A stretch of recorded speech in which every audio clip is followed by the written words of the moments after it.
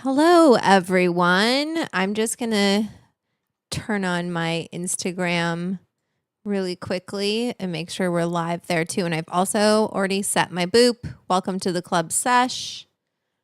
Hello, hello, hello. Hi, Kyle.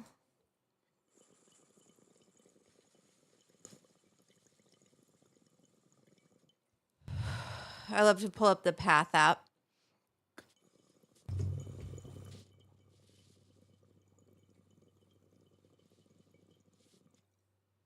More time.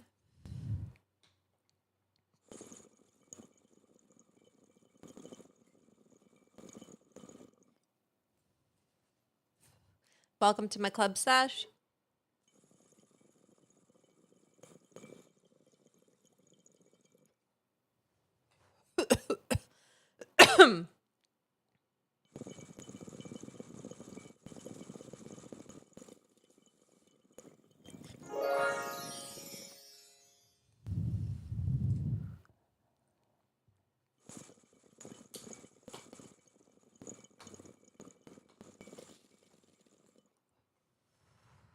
I just keep booping. I'm going to keep booping.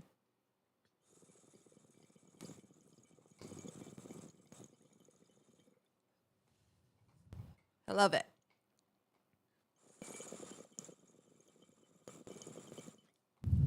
Archived mental plant. This is a Puffco Peak Pro.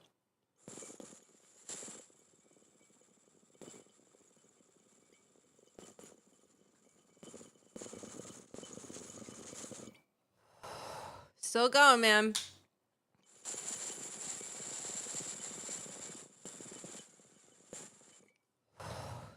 All right, that was it. Very nice. Just clean this too. So I clean it with 99% isopropyl alcohol, and then I rinse it with water. And this is rosin, yes, the real Vinhala. If you really want to be a part of this live stream, though, Instagram, the live on YouTube is a suggestion for a reason, because that is where the real hangout is. And if you would like to send super chats, because YouTube has demonetized me, I've gotten so many emails from them being like, yeah, we hear you, but your content is harmful, so you can't be monetized anymore. I'm like, okay, well, I know that there's so many accounts on here that are smoking weed on camera and live, so what's the problem? And are accepting super chats. Anyway, so if you want to send a super chat because they're being lame, and that's fine, you know, we'll cut them out of the equation. They took 30% anyway, AdSense. You can send me a Venmo to the Edibles Club. I haven't set up Cash App yet, but if you guys prefer that, please let me know in the chat. If you're like, get a Cash App, get a Cash App. I don't have it. I have Venmo. And it's the Edibles Club. And that's the best way to like get my attention, right? And oh wow, JJ, you already sent a super chat. That's awesome. And if you want me to write your name on the board in cursive, because I'm an old lady, then send me a super chat via Venmo. JJ wants to say, ready to talk growing techniques with the Gromies. That's cute. Yes, today we're going to talk about hydroponics, aquaponics, bonsai, unusual growing techniques. I've never have done any Aquaponics or Hydroponics. Vibe Out Tay says, yo, bon appetit. Yes, I did that show. Let me put you on the board, JJ. Put you up here since you're my first super chat. Or I'll put you here.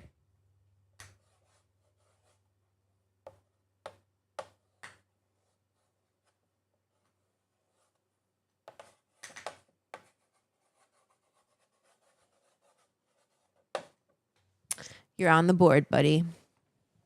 I'm excited for today. I'm excited to learn. I always love these sessions, not just because like I get to get stoned with you all, but also because it's just like fun to learn things together, and growing is new to me. I've always, like when I have grown in the past, it's been because I've gotten a seed in one of my bags and have been like, well, I'll just put it in some dirt and see what happens. And luckily it's always been a female plant. I don't know, just got that luck. Anyway, but now I have been asked by ILGM to grow with them, growing with their seeds. I'm actually going to ask them for some nutrients too, because I saw on their website they sell nutrients. I was like, great. And I really want to figure out how to do this kind of small. So I have, if you hear any kind of like gnawing sounds, it's just my dog, Bon Bon. She's chewing on something. Hi everyone. Hi, Madam Dram. Welcome. Fraggle Rock is here. Hellblazer is here. Patricia is here. Hi, Kyle. Good evening, everyone. I hope you're lighting up. We have Chubsack. That's a funny name. And Harry Lee. Welcome to the sesh. I actually really love Venmo. So I'm glad that we figured out a way to do this that just kind of takes YouTube and AdSense out of the equation, because I also then don't have to wait, like I immediately it's in the Venmo account. So it's really awesome. I really listen, I told YouTube, I was like, whatever, you guys, I'm not changing shit. They're like, you need to, what did she say? I feel bad. She's just doing her job. She's just doing her job. But it was like, hi there. Hope this email finds you well. Sure. Stepping in for my colleagues. Sure thing. I totally understand how you feel. Do you? However, we want to provide you with a clear path forward. Our team has completed a thorough review of your channel. Based on this review, we have determined that it does not currently meet all of our YouTube partner program policies. To help you, we've provided specific feedback in the Earn section of your YouTube studio. Please follow these steps. Review the feedback, carefully review the notes from our review team to understand which policies your channels did not meet. Make necessary changes. You'll need to make significant edits to your channel. You can forget about that, lady. This can include editing or deleting videos and updating video details like titles, descriptions, and thumbnails to ensure your entire channel is compliant. Anyway, reapply. Once you believe you've made enough changes to meet all monetization requirements, you can reapply starting December 8, 2025. So I'm a naughty girl and I'm in trouble until December 8, 2025. Oh, naughty girl. Anyway, let's see what they want me to do. I wonder if they gave me any kind of instruction other than like, weed is bad, okay? They just said harmful content. Edit your channel. Review review our feedback. What feedback? Anyway, they want me to just basically like delete everything. Content containing illegal substances or promoting sales or dangerous acts concerning drugs, alcohol, and tobacco. Where am I doing anything dangerous? I guess maybe you consider cooking dangerous. I'm wielding a knife. I guess that's dangerous, but then you better go and shut down every cooking show on YouTube.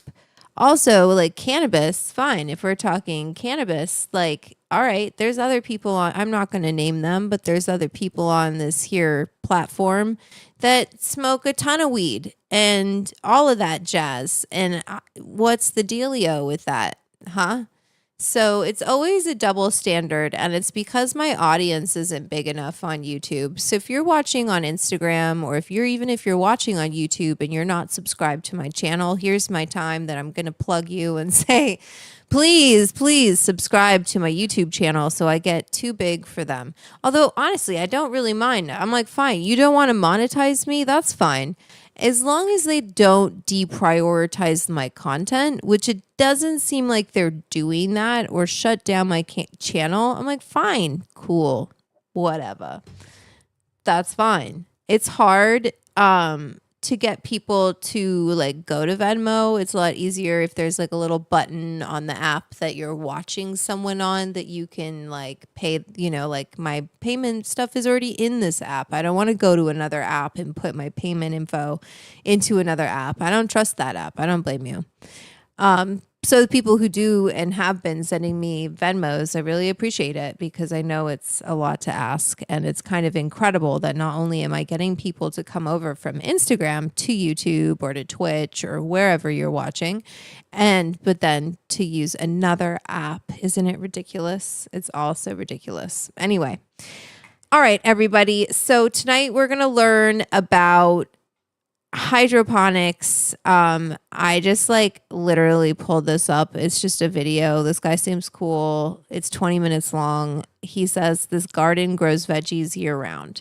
So let's learn about it. Before we do, I wanted to put in, I wonder if I have that in my notes. I don't think so. I wanted to have a pin. I'll start this and I'll get a pinned comment for the chat with my cookbook, with the Edibles Club. If you're not a member of my Edibles Club, basically, I wanted to announce that too. So I have a few announcements before we get started. All right. So I have a box. What's in the box? I know what's in the box. It's the latest dryer vaporizer from a cool company. And I'm going to give it away. For whatever reasons, I'm giving it away, and it's not opened. The box isn't even opened. I'm just going to take my address and whatnot off of it, and I'm going to ship it to whoever is going to win this. And how can you win it? How can you win it? You can win it by becoming a paid member of my club. So every paid member of my club, which is actually going to be a lot, I have a little raffle, golden raffle thing, and we're starting fresh. And every paid member of my club is getting put into the raffle to win this. Each tier will have a different amount that you get put into the raffle, right? So if you're a pre-roll tier, you get put in once. If you're 5 on it, you get put in, or do I have it as high 5 now? I don't remember if I changed it. Anyway, if you're the $5 tier, you get put in twice. And I need to make a post about this too. But basically, once we hit that 420th member of Patreon, I'm going to give it away. Okay? Hopefully, I want to say you have to be in this country, because it would cost me like $500 to ship this to Germany. Sorry, my friends. I mean, I can look into it, and if it's not astronomical, I'll do it. But like customs for shipping international can be very difficult. So that's what I'm saying. Join the Edibles Club. Everyone's going to be put into the raffle who's a paid member of the club. So if you got $2, let's go, baby. Come on. And once we hit 420 members, you got to stay in the club. Once I want to win, Josh wants to win this box. Okay, well, you have to be a member of the Patreon, the Edibles Club. That's how this all started. It started in 2020. If you're new here, I started the Edibles Club during the pandemic, and it was my computer and my iPhone, and I was like, well, I'm going to teach people how to cook with cannabis, because that's what I know how to do. And that's how it started, and it's grown from there. It's really given me a lot of inspiration over the years. It's what inspired my cookbook, which is right behind me, How to Eat Weed and Have a Good Time. if you have not picked up a copy of my cookbook, man, I can't highly recommend anything more than my cookbook. It is a good time. It filled with knowledge. I mean, you can read the Amazon reviews. I don't need to talk about it because people are telling you on Amazon how good this book is. It's hard for me to promote it. Again, look at what YouTube just did to me, right? So they demonetized me because it's a Schedule 1 drug. Same thing for this cookbook. I need to tell people this more and kind of like be more vocal about the fact that it is really difficult for me to promote this cookbook because, you know, at one point weed was super trendy and it was anything anyone wanted to talk about. And then it became too popular. Now no one wants to talk about it. Just, do you know what I mean? It goes in waves and then, but it's always a Schedule 1 drug. So Amazon, normally my publisher would just have a big banner on Amazon that says, hey, we've got this cookbook out, how to eat weed and have a good time. But you can imagine there are going to be people who are not okay with that and they don't want to see that in their Amazon feed, you know, and I know that's not us, but that's a lot of people. I'm making myself a little bigger Instagram. That's a lot of people. And so, you know, I think that's what happened with my YouTube is one of my videos went viral, like one of my shorts went really popular. And I think just someone reported my channel because they're like, weed, well, marijuana. You know, that's always how they say it. They don't ever say cannabis or weed or pot. It's always marijuana. They want it to sound like exotic and foreign. So anyway, it's scary out there. Oh no. Anyway, I'm sorry. It's so annoying because I see how like seriously alcohol is taken and I see the impact of alcohol and like, listen, I've been sponsored by alcohol companies and there is definitely like ways to use alcohol from a culinary perspective. I use it all the time. But as far as like a intoxicant, alcohol is very harmful in my opinion and in a lot of people's opinions. I don't really know what the health benefits of alcohol are, but I can tell you about a lot of the health benefits and there would be more if this plant was allowed to be studied more for cannabis. And I'm coming at this from an educational perspective. I want to teach people how to eat edibles and have a good time. It's literally the name of my cookbook. It's how to eat weed and have a good time. And it's because I've heard over the years people telling me, oh, I don't touch edibles. I don't touch edibles. I don't, no. Because the one time I had an edible and I didn't wake up for 3 days. And I'm like, well, that's why I wrote this cookbook. It's because I know I'll teach you how to dose food so you can eat more of it. And if you're saying, well, that's not me, I can eat 500 milligrams at a time. Cool. There's a section on how to cook with concentrates because that's what you need to go to. You don't even need to be messing with flour. You need to go right on over to cold water hash or rosin, or if you want it already decarbed, get some RSO or FICO, whatever the hell you want to call it. Right? So the book tells you how to do everything. I put it all in there. You know, I could always write more. There's always more books in me. But in order for me to write more books, I have to be able to show publishers that you guys want these kind of books. So I don't know how else to spread the word. I had a publisher, a publicist for a little bit pitching me. I've really like invested a lot into this book, and I have been like getting some traction on Instagram because that mac and cheese Zaza poppers, I had no idea, but people love it. And here's what I'll tell you. Help me sell this book and I'll write another book and I'll put that mac and cheese Zaza poppers, that recipe will be in the next book. That's what I'll say about this, okay? Because I think it's awesome that you guys love it. It's like a combination. I just made that mac and cheese up on the spot. And then the pizza dough was from the cookbook. It's from the Sky High Pizza Pie Poppers. And then I was like, what can I stuff into pizza dough? Mac and cheese, right? So anyway, a very popular video. Everyone loves it. Hi everyone. I'm sorry, I kind of went on a little tangent there, but it was necessary for me to get that out. I hope you guys are ready to learn about oh,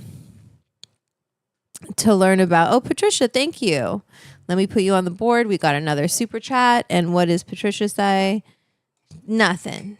She says, super chat, baby. Thank you, Patty.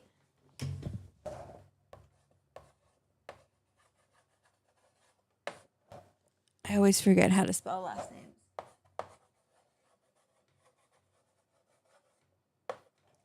Thank you for the super chat. Really appreciate it. Let's hop into this topic.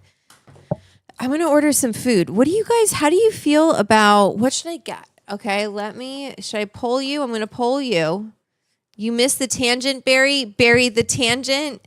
The tangent literally was me talking about my cookbook and how you should pick up my cookbook because it is just, it's good. I put a lot of love into it. I put some great stories in there. You can learn from my mistakes because I have made a lot of mistakes making edibles over the years and eating edibles over the years. And it's, it's funny. It's, I think it's a funny book. I definitely did not hold back. So, I'm trying to get my cookbook link that I want to share. I don't know how to, I'm not logged in here. Oh, shit. What's going on? I'll make it happen. Barry, make it happen. Don't you, you love it? This is the stream, everyone. I'm signing into my account. And it doesn't recognize my face. Well, I don't know what to tell you. This is my face.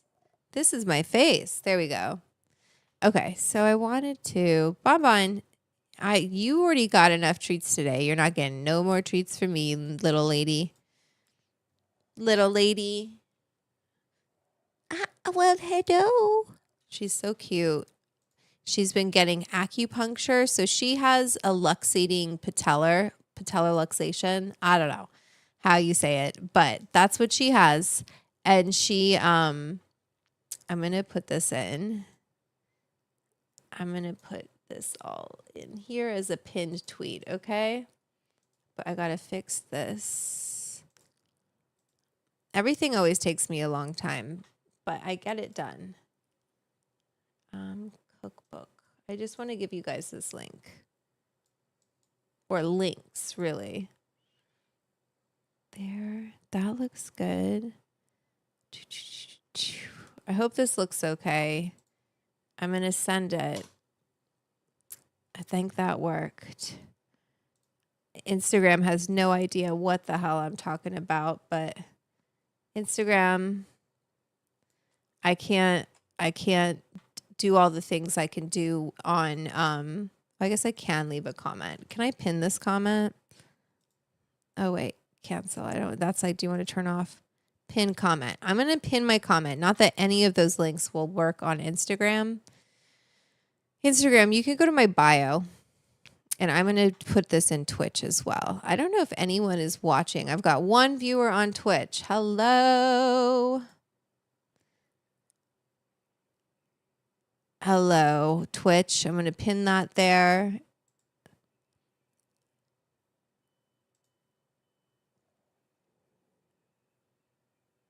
What is going on outside? 1 second. Sorry, I hear like a... Oh, no. Shit.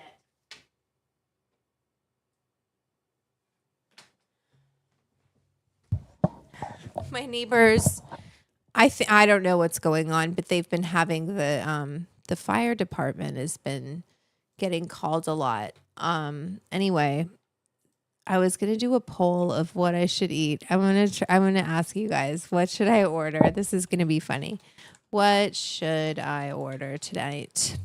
So I was thinking of getting, and yes, the stream usually takes a minute for us to dive into. We don't just like jump into the topic right away.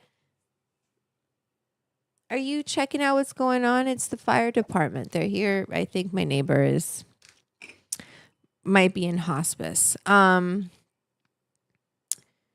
Okay, so corn dogs, or what else could I get?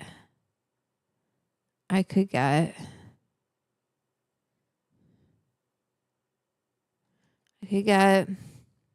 I feel like I've gotten so much food with you guys already, and I'm like, what is something different that I can get? Let me look at my options here.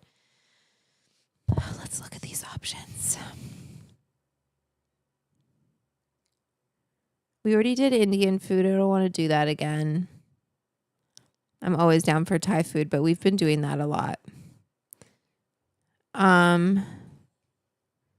I know you guys are like, what are you talking about getting food? I get food while we do this. You want to know why? Because it's dinner time and I'm always hungry while we're doing this.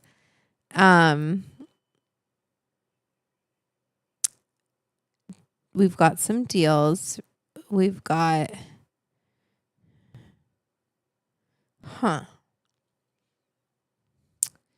I could get, I'm trying to think of like what sounds good to me. What is this? Is this pizza? This is pizza. So let me put a pizza. So like this is grandma style pizza.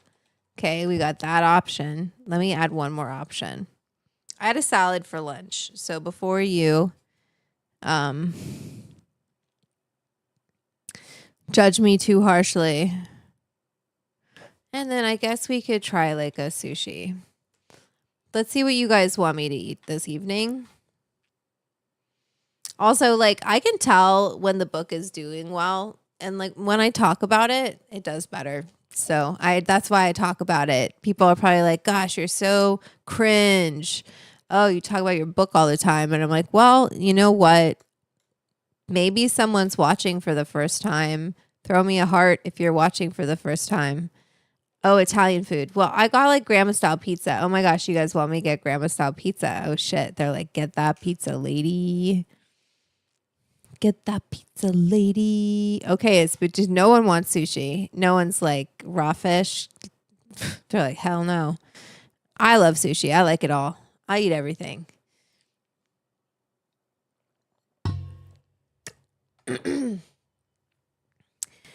But it looks like grandma style pizza is gonna win. Okay, let's get into our watch sesh. This is awesome. Oh, and I wanted to actually make this a little bit bigger so you can see the full poll. Grandma style pizza is winning. A fried chicken and waffles. Can I even edit it? I can't edit it. That's not one of it. But we can do that one day. That would be a good edible to make. Wouldn't that be fun? Fried chicken and waffles, like infused. You know what I mean? That'd be yummy. We're going to do chocolate cake this Saturday. I hope you guys are ready for that. Should I do chocolate cake or Black Forest chocolate cake? I can't decide because Black Forest cake to me, I might have to order one of those just for research purposes. We might have to get a side cake tonight. I am such a little stoner, little munchy. I love the munchies. It's just the best. It's so fun. And I love having the munchies with all of you. Okay, let's go to this watch scene. I think that is probably appropriate. Let me move me over. And then you two.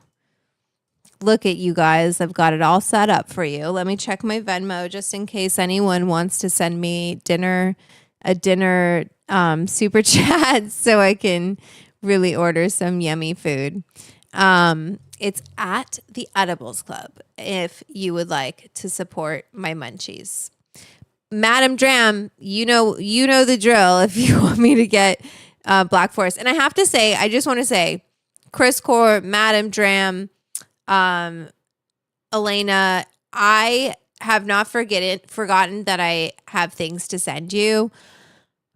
Let's just say I've been dealing with some things at my home, and the packaging I use to send stuff has been destroyed, let's say, thrown away. It was no longer usable.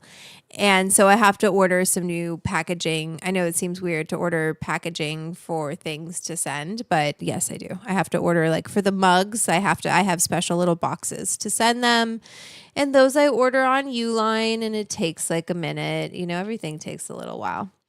Chocolate cake, that's right, Petra. We're freaking doing cake. I just feel like that is something that is going to do, like, people are going to be excited to watch me make and eat an infused chocolate cake. And I feel like my friend Miranda, she's the one who gave me that farfalle hair clip.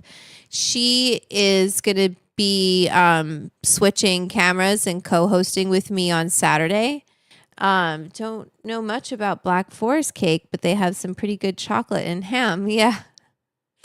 Oh, Black Forest ham. I do love Black Forest ham. That was totally my jam as a sandwich as a kid. I only ever wanted Black Forest ham. It just felt so decadent. I don't know why, but like that black line around the edge of it, it just felt chic. It just did to me. I was like, Black Forest ham only, please. That's it. But yes, corn dogs. Okay, well, listen, it's really up to the poll. We're going to watch a little bit of this.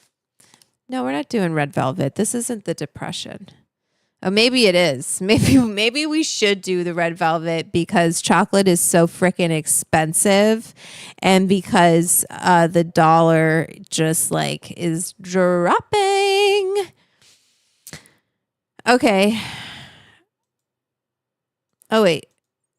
And it's there we go. Can you guys hear that? capable of growing over 100 different types of flowers, vegetables, and herbs. So in wow. this video, I'm going to go back. Oh, these are really cool. You know who has one of these and now she doesn't? Like now she's got like a full farm upstate is Esther Choi, Chef Esther. And she had these in her apartment and it was really cool what she was growing out of them. I think she still has them. Back to my roots in hydroponic gardening and see just how much produce I can grow in a vertical system. About 12 years ago when I first started gardening, one of my first systems I ever grew in looked much like this, except for probably a little less fancy. CJ, German chocolate frosting. Ooh, where it's kind of like a pecan pie almost because it's so good. It's so good. I love cake. We're definitely getting cake this evening. Okay, so I think grandma style pizza is gonna win. So yeah.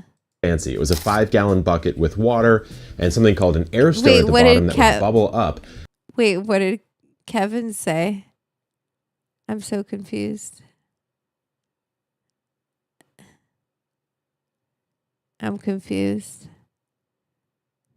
And I'd put one plant in, it was a cucumber at the time, and I would grow in what's called hydroponics. Hydro meaning water, and ponos meaning labor, and it's a method where the water does the work. So this system here is called a garden, who are the sponsors of today's video, and they asked me to test this out, grow it out and see what I could figure out. So this is a hydroponic system, and the way it works is there's a bunch of water down here, you put nutrients in that water, and then a pump will actually bring water up here and it'll drop down and that water will run over the roots of all the plants that are growing in these little sections here. There's just a few problems. If you're growing plants in a system like this, they don't have any soil. I'm in my garage right now. They don't have any light. So you need to provide some light, which this has right here. There's 2 LED strips that blast light onto this section right here. Okay, so could we put pot plants in that? That's what I want to know. Do you think we could do that?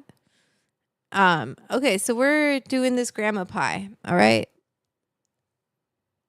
Oh, this is Kevin. This is Kevin. Okay, got it. You need water, which we'll be putting in. You need nutrients, which we'll be putting in as well. And those nutrients don't look the same as... All right, let's talk about this together. So we're definitely getting the pepperoni pizza. We don't have any allergies. Do we want it Nona style with Calabria and chili? Fuck yeah. Okay. Recommended desserts. Oh shit. We're not getting cake because they have dessert. So we got to try their dessert. We got to get the margarita. Keep it classic.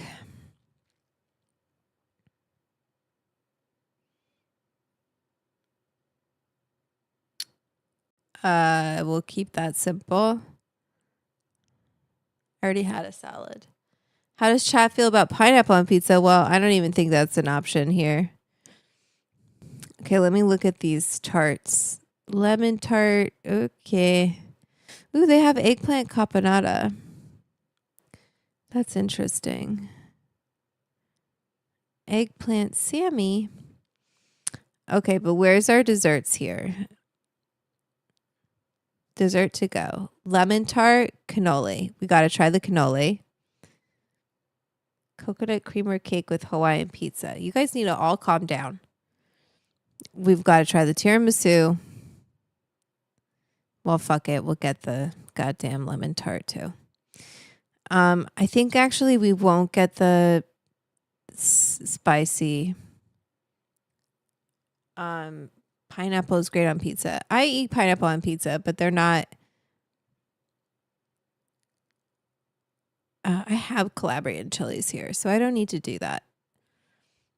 Okay, I was going to get a side cake, but we're getting dessert from here. This is expensive. I need some super chats. Patricia, you already sent me a super chat, so I appreciate you, but this is going to take an hour, so it's not going to get here until 6. OJ, Opihi pizza all day. I've never had Opihi on pizza. And I do know what Opihi is. And you asked me what are some of my favorite spots on Kauai. Probably Salt Pond. That's my jam. Salt Pond. It's very chill. You know, like the barrier protects you, so it's easy swimming. I've gone like when my uncle will take me to Mahalapu sometimes. It's really nice to walk there. But I'm not that good of a swimmer. He's excellent. Like he knows that tide and how it goes around the island really well. I do not. And I'm just like not that, I don't have that endurance for swimming. I get anxiety. Salt pond, I can relax enough that I calm down to float and be able to like kind of work on it a little bit. But yeah, anyway. I have the salt here, OJ. I have my so like my aunt and uncle have lived on Kauai for a long time. My auntie was born on Oahu, and so they're friends with people who have plots there. The salt like beds, family beds. So they are given salt all the time, and whenever I come home, I always have like a bag of salt with me because you know that you can't buy it. You have to be given the salt. So it's great. It's like whenever I always try to eat it. Like if I ever feel like I have any throat problems or anything like that, I always just like start using that salt more. And it's like it's great for seasoning even like your pasta water, everything. It's so good. It's really good for you too. And I'm growing. Actually, I have some Hawaiian chili peppers out on my patio right now too. And they're all just waiting for them all to turn red. There's so many of them out there. Hopefully the birds don't come and take them all, but they look really good. So those are popping off. I started those from some seeds cuz I like brought a chili pepper back with me, and then I also brought some passion fruit seeds back with me from Kauai, and I have a couple of those plants growing outside. I didn't get my vanilla orchid from my uncle. I asked him for a cutting, but I think he was kind of like skeptical if I'm good enough to keep this plant alive, you know, and it's like it's kind of a pain in the ass to travel with a cutting. But I ordered one on Amazon. Actually, I have it in my storefront. If you want to get a vanilla orchid and grow one with me, I'll drop it in the chat.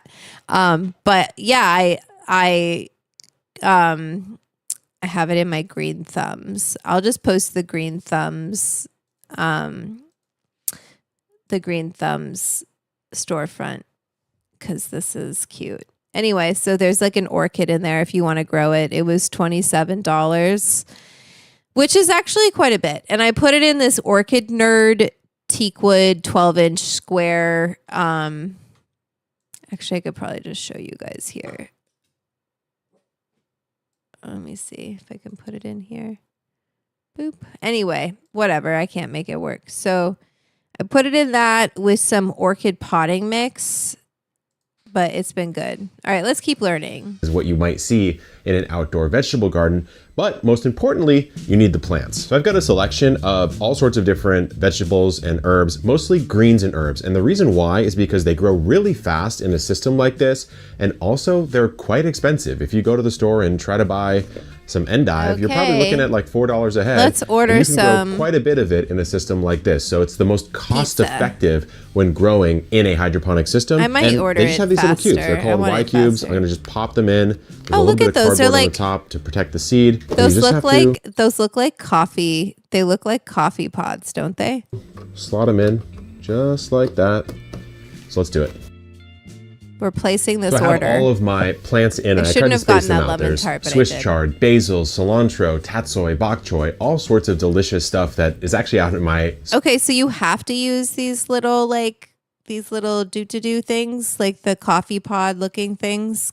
Like what if I wanted to use my own seeds there? Soil garden as well, but now we have the app, which is really the brain of the operation. Okay. So I can do some pretty cool stuff on here. Actually, I can change the lighting if I want to. That scared me a little bit. I can check my water level, but it also gives me what I need to do next. And frankly, I haven't done hydroponics in a while, so I'm just gonna follow it exactly as intended. The first thing I have to do is check the placement of all my cubes. I already did that. I'm so hungry. And then the next thing I need to do is actually fill it up with water. And the way that I do that is right here. I have this little cover for this water. Okay, Madam Dram, what do you want to say to me, Dolly? You said, Madam Dram says, munchos. Bonbon, do I got the munchos? I got the fucking munchos. Not even the munchies, it's the munchos. Let me go back here. I want to show you guys the main, not for Instagram because it doesn't matter. You can't see it anyway. Okay, so let's put you on the board in green. I know, Okella, I will get them next time because honestly, I was actually looking forward to Korean corn dogs, but I'll get them next time. They'll be so crunchy. It'll be worth it. There's always next Wednesday. Don't worry, man.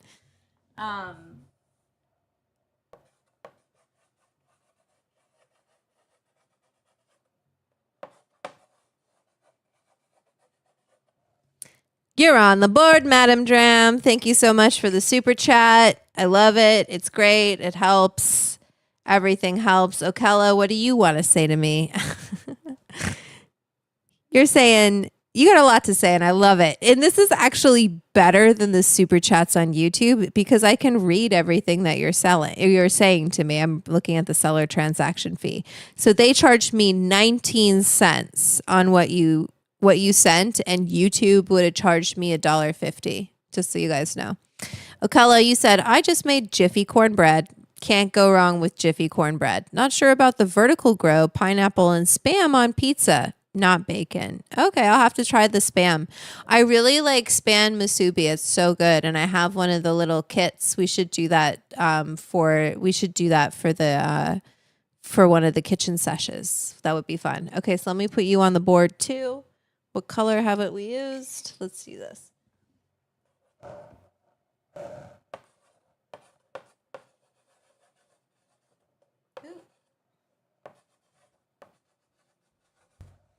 And YouTube, if you would like to see your name, or Instagram, if you'd like to see your name on the board, send me a super chat, and that way it'll make sure you know exactly like what's going on. Okay, so I feel like I need to load up a boop.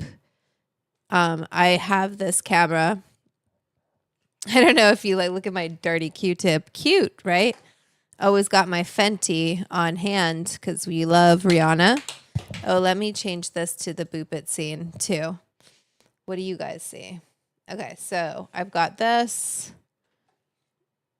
I'm trying to show. Actually, you know what? Instagram, we're going to move you over. Oh, shit. Why won't it show all of this? That's weird. Oh, here. It's over here. There we go. Sorry, Instagram. That was a lot to go through. So I went down to a new dispensary in Los Angeles And this is some rosin, some live rosin from, ignore my nails, don't judge my nails, from Big Oil. It's Jarlic. It's Jarlic. It's not Jarlic. It's Garlic Juice OGZ. And it's live rosin and it smells good. Oh, wait. Instagram can't really see. Okay. And so the dispensary just opened. They're called Green Label and it's right on Echo Park and they're great. Shout out to Lex for hooking me up. And yeah, I like them. They're cool. There's a couple shops in my neighborhood. I love Cornerstone Wellness. They're great. So I'm just going to take a little goober here, just a little booger, and just go boop. Oops, I got it on the side of my thing because I was looking not at it. I don't know if that made a sound, but I think it did. Okay. And then we're going to close this up. This is the double XL chamber from Puffco. And we're going to go back to the main. Actually, we'll go to the watch sesh. Let's go to the watch sesh while I boot this. Okella's on the board. My food is on the way. Boop, boop. Let's go, baby. My little dog is sleeping. You're just so cute. Yes, she's the cutest dog in the world. She got acupuncture the other day like a good little girl. Let's keep learning. Just using straight out of the city tap. This is 5 gallons of water, which is exactly how much this takes. But I did let it sit for a while because water can have chlorine in it. That's how it's treated when it comes from the city. So I let this sit for about 24 hours to off-gas all the chlorine. It's a small thing. Side note, that's what you do with frogs.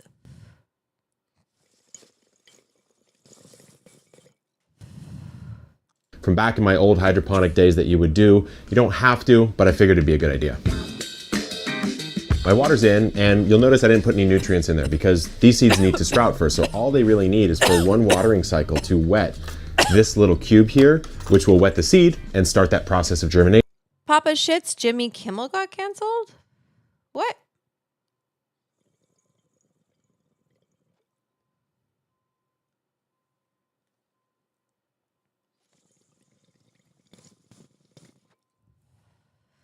What a bunch of baloney.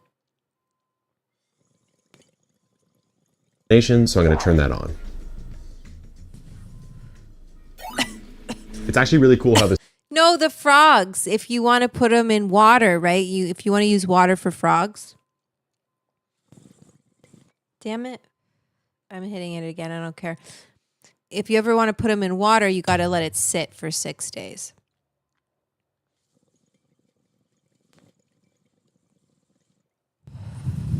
This works. The water will fall from the top of the column and it collects in this angled little pocket here. So there's this little cylinder basin, and then this is the bottom of my cube. So when the roots sprout, they'll come out of this little medium here, which is a rock wool medium. They'll drop sort of into the bottom of this basin and they'll sit in this nutrient-rich water, and we're going to add those nutrients later on. So I better get this one back in because I need to get it wet. One thing I'm going to do is make sure I have some backups. So there's actually this cool little sit-on-top system here that you can put some cubes in just in case you don't get anything sprouting out of one of these cubes. So I have a little backup system in place. So I put a little water in the bottom of that. It fits in really nicely. You could, of course, just Okay, so that was funny.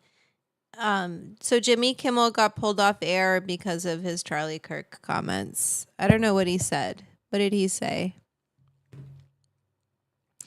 Pulling the Jimmy Kimmel live show off the air indefinitely after controversial comments by its hosts about Charlie Kirk.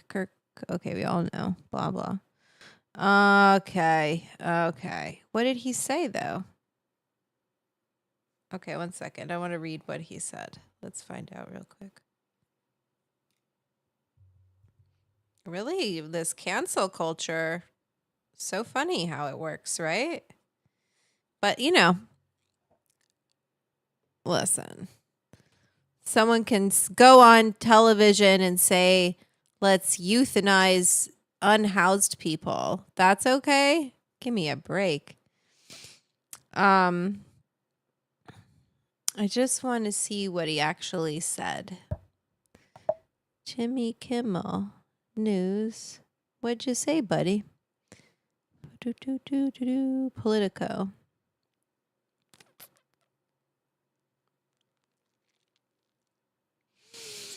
Host comments on the fatal. Kimmel criticized conservatives on Monday for desperately trying to characterize his kid who murdered Kirk as anything other than one of them, and with everything they can to score political points from it.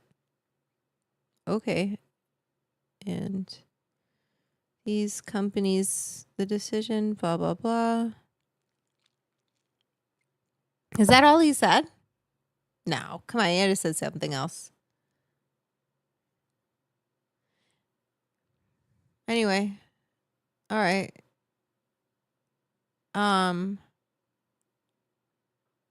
Offensive. Wait, what? Is that all he's got to said something else? Including Federal Communications Commission Chair Brendan Carr, who implied that his agency could suspend broadcast licenses if it did not. All right. Well, anyway, freedom of speech, right? I hope that Jimmy realizes that that's just one platform and his audience will go wherever he wants to go. And that's why it's important to be in a bunch of different places. Obviously, he's on a much different level, and I'm sure he's trying to figure out what to do with his future right now, but I'm sure he's got plenty of options. And if he doesn't, then Jimmy, here's me telling you, don't worry, buddy. Just get creative. You can pivot. You can, people do all sorts of things. I took care of a professor emeritus. Sorry, I always get that mixed up. And he was fired from UC Berkeley he didn't want to sign the McCarthy, he didn't want to sign some paper that said he wasn't a communist, basically. He's like, I'm not signing that shit. And he got fired from UC Berkeley, and it actually ended up at the Supreme Court, and he won and was reinstated at Berkeley. So here's what I got to say. Bring it on. Bring it on. Bring it on. Fire people. Do it. Do that. And let's see what happens. Okay? Because there are going to be people who have the money and the time to sue right back, and just to say, hey, this is unlawful unlawful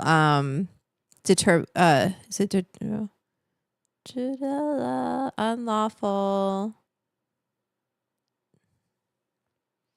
not unlawful I guess it is unlawful firing, but there's another word for it. Unlawful firing. Wrongful termination. Thank you. My brain is not working. Unlawful termination. And yeah, I don't know. Seems kind of weird.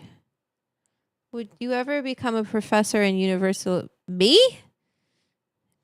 Professor? I only have a bachelor's, I was an art history, Italian studies major. I'm not a professor. I have no desire to what are we, chickens? Wait, what the hell is going on with chickens here? Doesn't take much to anger the carrot. Raise chickens, eat, sell the eggs, play soccer with the chickens. No. Jimmy doing his own podcasts. Yeah, I don't know. I'm not worried about him. I'm not worried about any of them. Okay, they're doing fine. They're very okay. Let's keep learning how we can grow.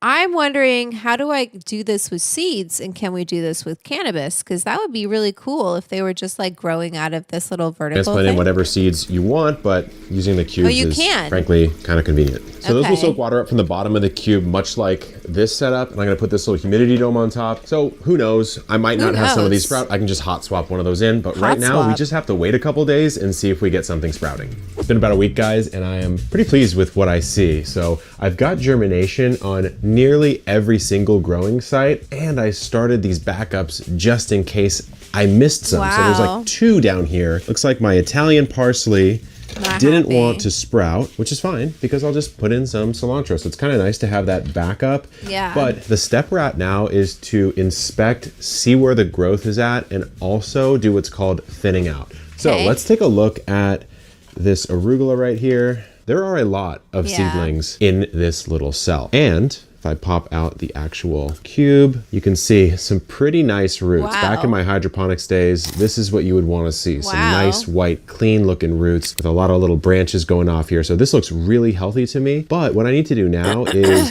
actually kill some of these plants. So this is too many arugula to be growing in one spot. So I'm gonna come through with my little snips and basically just select the 1 or 2 that look the absolute best. And absolute healthiest. So I'm gonna come in and just, it's a little brutal.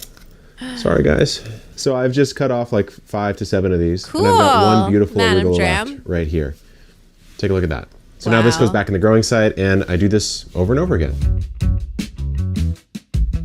One more note on this, you'll know that you're ready to start feeding your plants when you see the seed leaves. So the first leaves that come out, they're gonna look different than the leaves that come out after that, which is called the first set of true leaves. So you should at the very least see seed leaves showing up on all of your plants before you start feeding, which I'm about to do. But probably you could see one set of true leaves and the seed leaves will start to yellow because effectively they just get used for early nutrition. It's the first food source for a lot of these seedlings.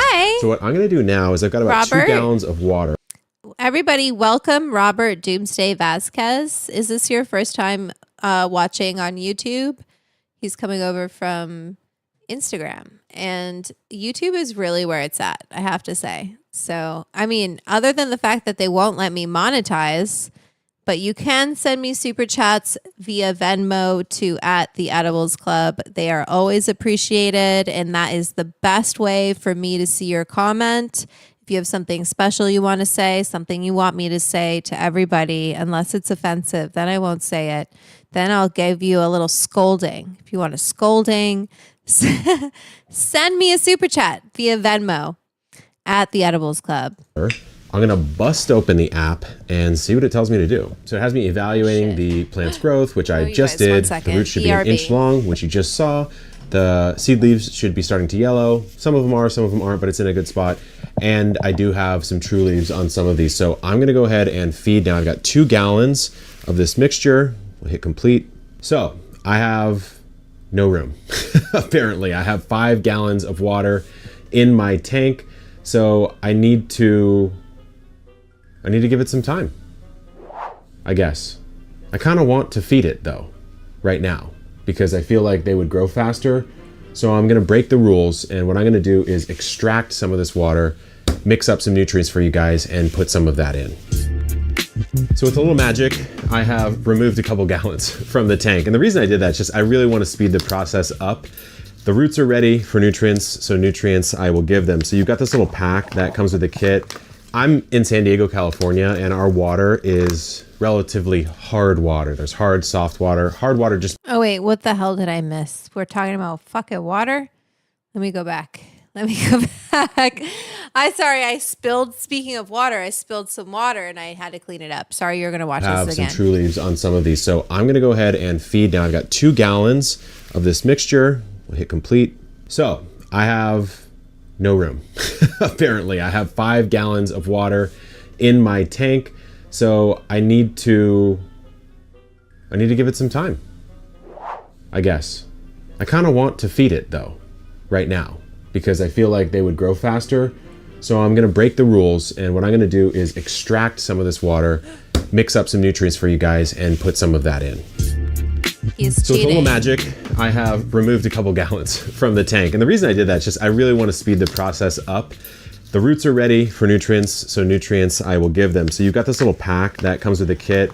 I'm in San Diego, California, and our water is relatively hard water. There's hard, soft water. Hard water just means there's a lot of stuff in the water that isn't water. It isn't H2O. So the one I'm using is the Veg and Bloom tap or hard water mixture. And I'm just taking 2 teaspoons of it. Actually, probably just 1 teaspoon early on.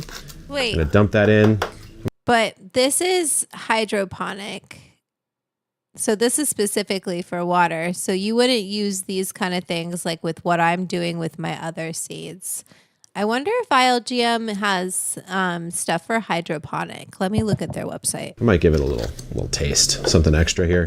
That's all I really need here. And then because I have hard water, in hydroponic gardening, which is what this is, your pH of the water, which is the acidity or alkalinity of the water, it needs to be relatively acidic, somewhere in the like 6-ish range. Pure water is 7. So I need to add something to this water to lower that pH. So I'm gonna add, looks like about 2 teaspoons of this thing called Hydro Boost here, which basically just makes it a more acidic mixture. That's all we're really doing here. Wow, so you can change your water. Do that once a week. I'll give this the old swirl and we'll top it off. Next thing it wants me to do is move any Y cubes not ready for plant food to a nursery. Oh, okay. So basically it's saying if some of these are germinating slower, like let's say my basil, you can actually put them in this nursery system here to let them wait and sort of age up until they get the roots and the seed leaves that you want. Mine look pretty good, so I'm gonna leave it there and I'm gonna hit complete on this task. Just crushing through the tasks on the garden today. Very happy about that. That should be it. You're all caught up in today's tasks. Way to go. And at this point, we've thinned it out. We've added nutrients. We want to check in like 5 days and see if we have some good growth. It's been a few more weeks and I have to say I'm super pleased with what I'm seeing. Most of the plants have grown out really well. They're looking green. So I'll share with you just from my experience some of the things you want to look for at this phase of growth. First of all, I want to look and see what's struggling. Is anything having a hard time? And this little Swiss chart here does seem to be having a bit of a tough time, but the roots look good. I mean, these are nice white roots. It's just kind of a little bit slow. I am noticing that when a seed comes out, there's something called a cotyledon, which is a seed leaf, and it's the first leaves that come out. Sometimes the top of a seed can kind of get stuck to those cotyledons right here. So if you look at this, there's just this little charred leaf. If I move that open, maybe that stunted the growth. I'm not really sure, but sometimes you just get something that is not quite as vigorous. Now this is still gonna grow, it's still healthy, so I'm not super concerned, but the rest of these plants look very good. So take a look at this guy right here. This is our green mustard. So most of the root tissues is actually down in this little pocket with all the nutrients in there.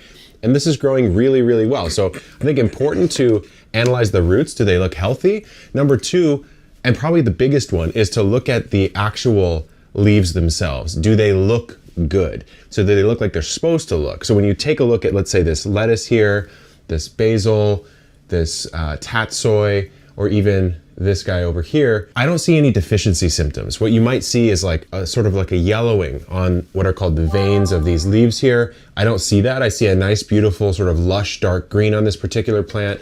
Down here on the lettuce, also the same. And then you also kind of want to look at the edges of the leaves and see if you see anything odd. And I kind of don't. I mean, these look quite good to me. The one thing I will say is I noticed that Madam Dram, I reached out to them. I'm talking to them now about tents and grow like supplies. So yeah, so I'm excited about that. Fingers crossed. Cross your fingers, because they seem really cool, really nice people. And I would love to just kind of up my game. Like the outdoor stuff looks great. It's fun. But I really want to do some cool stuff. And we're going to learn more about bonsai too. There's a little bit of what looks to be like a fertilizer salt buildup. And that's these little crystals right here. And I think that's coming from the fact that I may have slightly added a little too much fertilizer to this mix just because I really wanted to get these things growing. I don't think it's a big deal. It's certainly not some like massive issue, but it's kind of an interesting little thing because these are little crystallized fertilizer salts that I think have sort of evaporated off and hardened out. So what I'm gonna do now is I checked the app. I've used up about a gallon and a half. So I've mixed up a little bit more. Knowing that I have some of those fertilizer salts issues, I didn't add too much extra fertilizer because the plants seem to be pretty healthy. And remember, when you're growing in a hydroponic style environment like this garden system, you actually can over fertilize your plants and do what's called burning. So you can burn them and you'll start to see them kind of those crisp roots up are because so they're tender, getting too much. I definitely don't want to do that. But right now, like the roots are so delicate, especially in that setting, that if you put too much nutrients, it'll burn them. It's just a waiting game. We're like probably a week away from a beautiful, beautiful salad. I have to say, at this phase, I'm pretty stoked. I'm thinking back to when I first started gardening, which was a hydroponic garden that I built myself out of like a little tote, and I put it on a windowsill and I grew like 3 or 4 herbs, right? If you scroll way back on the channel, you can even see those videos. If this thing was around back then, I would have had 30 grow sites growing pretty high value crops. I mean, growing fresh green mustard, fresh basil, tatsoi, etc. All of those, if you were to go to a farmer's market and buy them at this level of quality, it would actually be pretty expensive. So I'm stoked to see what it looks like in a few days. It's been about 10 more days. I'm pretty pleased with the growth that I'm seeing, but there are a few things I wanted to highlight. First of all, this green mustard is on a life path that I don't want it to be on. You'll notice this one down here seems completely fine. It's just leaves growing, whereas this one has put out a flower stalk, or it's doing what's called bolting, and I don't want that. I want to eat the leaves of this mustard. So when you see a plant do this, what you can do is come down with your snips and just cut off that flowering stalk. You could even use this. This is great for little pops of color on a salad or something, but for me, I want to force this to put out more leaves. But let's take a look at the rest of the leaves just to see what's going on. Take a look at the lettuce here. It's sizing up nicely. I am seeing a little bit of browning on these very low, very old leaves. So what I'll do is just clip those ones off because they're sort of on their way out anyways. And you tend to see that even in a vegetable garden in soil on the lowest leaves of these leafy greens. So it's not really something I'm worried about, but I want to see if I can get these just a bit bigger. So I'll check in with you guys in maybe 5 or 6 days. We are back. The garden is watering for its final cycle because I'm about to harvest and show you all the produce that we got. But before I do, a few thoughts on the system overall as someone who kind of grew up as a gardener with hydroponic gardening, but has done a ton of in-ground soil gardening now. Number one is I think that I should have located the system a little bit closer to my house. We're in my garage right now, which is pretty far actually away from my main Wi-Fi signal. And so I found that the app, which is very helpful if it is synced, would desync sometimes, and it's not that hard to get it resynced to the system, but if you didn't notice it for a few days, all of the reminders in that Kelby system will cease to work. And so I thought I had a full tank for about 3 or 4 days, and it turns out it was actually almost empty. And so you do see a little bit of yellowing on some of these leaves that I could have fixed if it was closer to the house. So I think most people who buy this are probably going to be putting it in their actual primary residence instead of in the garage. My house is just too small to even fit it, but that's something to think about. Another thing I'll say is the app itself is actually quite helpful if you don't know how to garden at all and don't want to fail. It seems like that's pretty much what it is designed to prevent, which makes total sense. But I noticed in my case, there were some things that I changed based on my background in hydroponic gardening and soil gardening and just gardening in general. Like I started fertilizing these seedlings earlier than the garden system recommended, and I think that kickstarted their growth. But let's see what we actually have going on here. Now I could let this grow a little bit longer, but I figured it was probably time to harvest. So let's take a look at this guy here. I'm actually really... Wait, is my audio good or is it bad? I can turn it down if it's too loud. Curious to see what the root system looks like. Oh my goodness, that is a tank. Look at that. So you just do this, and I think it's probably best to just harvest off like this. Let's do that and clean that out later. So I've got a little bit of green mustard here. Let's go with the tatsoi. That's a nice looking tatsoi, I have to say. So out comes the tatsoi. It's like in that little exact shape of the pod, but the roots still look quite healthy. You can see just how vigorous these roots are. They would have wanted to keep growing down into the system. And there's other systems like the tower garden I used to use back in the day, where the problem you'd run into is the roots would actually run down this entire thing and go into the bottom here, and they'd start just totally taking it over. So it seems like this system kind of prevents that. Let's grab that guy. Nice little mini tatsoi head, I like that. Let's look at some herbs here. I noticed my basil did not really blow up that much. No. So let's see why that might be the case. I mean, the roots The roots look okay on 'Cause one you side, didn't cut it not as back okay on the enough. other. You Actually, didn't- that's just from the thinning. You can see some. If he had cut it back here, he let it go just one stalk. Do you know what I mean? If he had cut it back here, it would have bushed out more, and then it would have produced more basil. Some of those roots are dead. This would have kept going. I think maybe if I was really going to keep the system going, I would have left this basil and maybe done a pruning top right about there, and then let this bush out a little bit longer. Basil, you don't have to harvest all at once, so maybe that's more of a cutting herb. But just for the sake of this, I wanted to cut it all off and just see the sheer amount of produce that we have. This kale is crazy. I think I left some roots behind there. So this kale's a little bit stunted, honestly. A little bit stunted. It's definitely more of a baby kale than a normal sized kale, but No. hey, it is what it is. I probably would just let this one keep going. But then you have this like big old lettuce down here. This is a nice size lettuce. I'd say it's in the adolescent stage. It's not overgrown at all. Woo! He loves That's not bad. it. It's actually really He's interesting to see happy. some of these plants going to bolt. It's probably because they're in my garage and it's just a little bit hotter in here than normal because you've got Hot. these lights pushing out some light and heat on them, but then they're also in probably a little bit hotter environment than they normally would be if it was in your house. Outside. Which is why you saw that mustard bolt. You remember the other one bolted. This one over here, we pruned off, but it looks like it wanted to go again. But you can Yeah, tell, I mean, this is it's still totally viable for eating. If you cut it off a couple times, that's still good. I would say I would have preferred it not to bolt, but given that I was Bitter. growing it in the garage, it's not the end of the world. It still Bitter. tastes good. Okay, let's harvest the rest and see what we got, and then also see what's in the reservoir.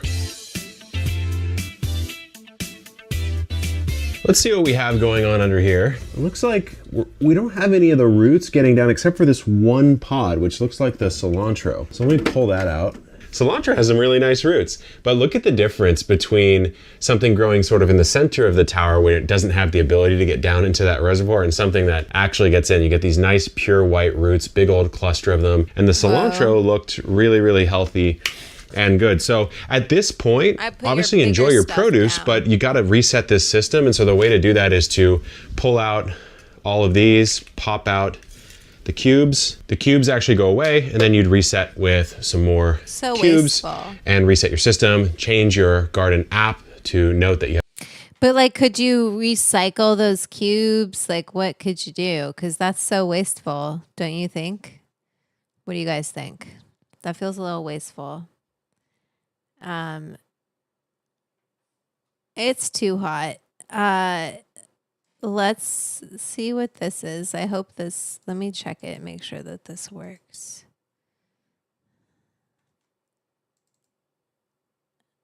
No, it doesn't work. Okay, one second.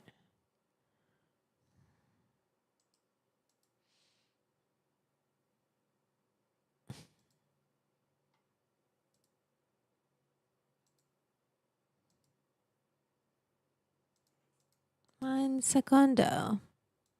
Sorry.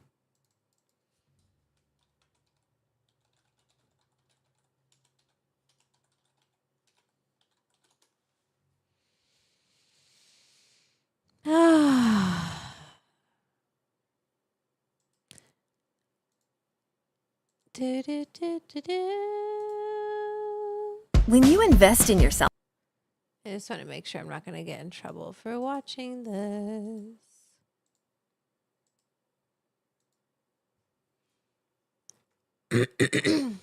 Sorry. This is a little long. We'll watch a little bit of it.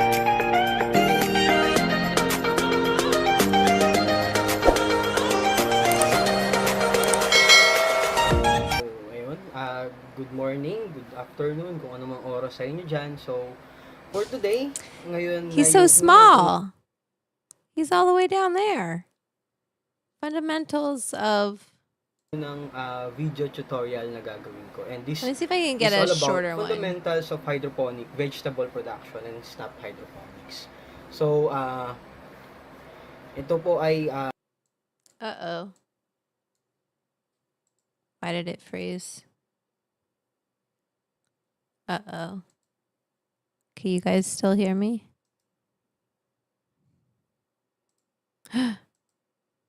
Uh-oh.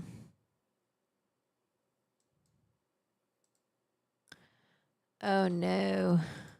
Okay, 1 second. Let me go back to the main. And try and get this to work. Oh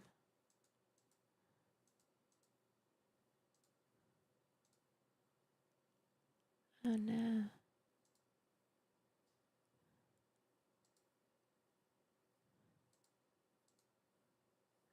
Wait, is this playing?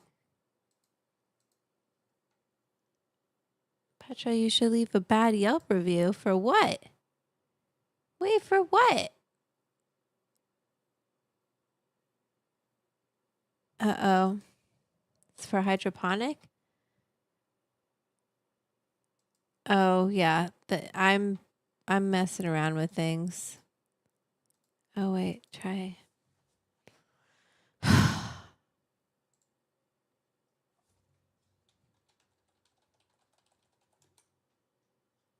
I've got like 20 more minutes until this pizza gets here.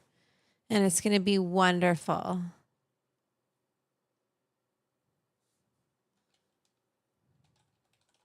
Oh, wait. Is my caps lock on?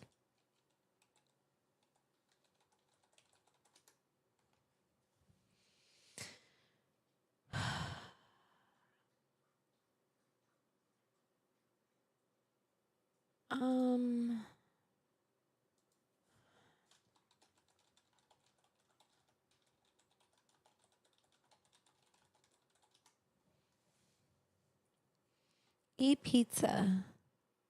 I'm just waiting. I'm waiting for this pizza to get here. I really am. I'm excited for it. It's going to be wonderful. And I'm trying to... This is going to put me to sleep, you guys. It's a little too long. I need something a little more snappy. And yeah, so we're just going to hang out for a second. Let's do some stretches.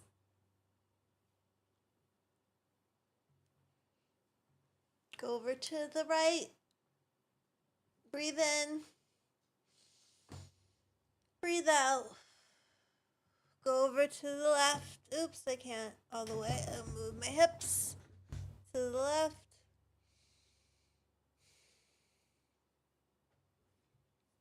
Okay, stretched.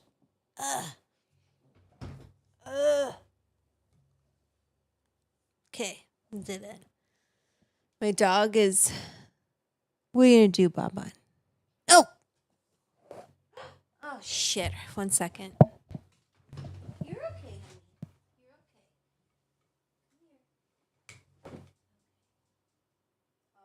there we go. You're okay, honey girl. You're okay, honey girl. Let's leave it like this for a second. And we're going to ice it, aren't we? And you just need to chillax a little bit, baby girl. You just need to chillax. There we go.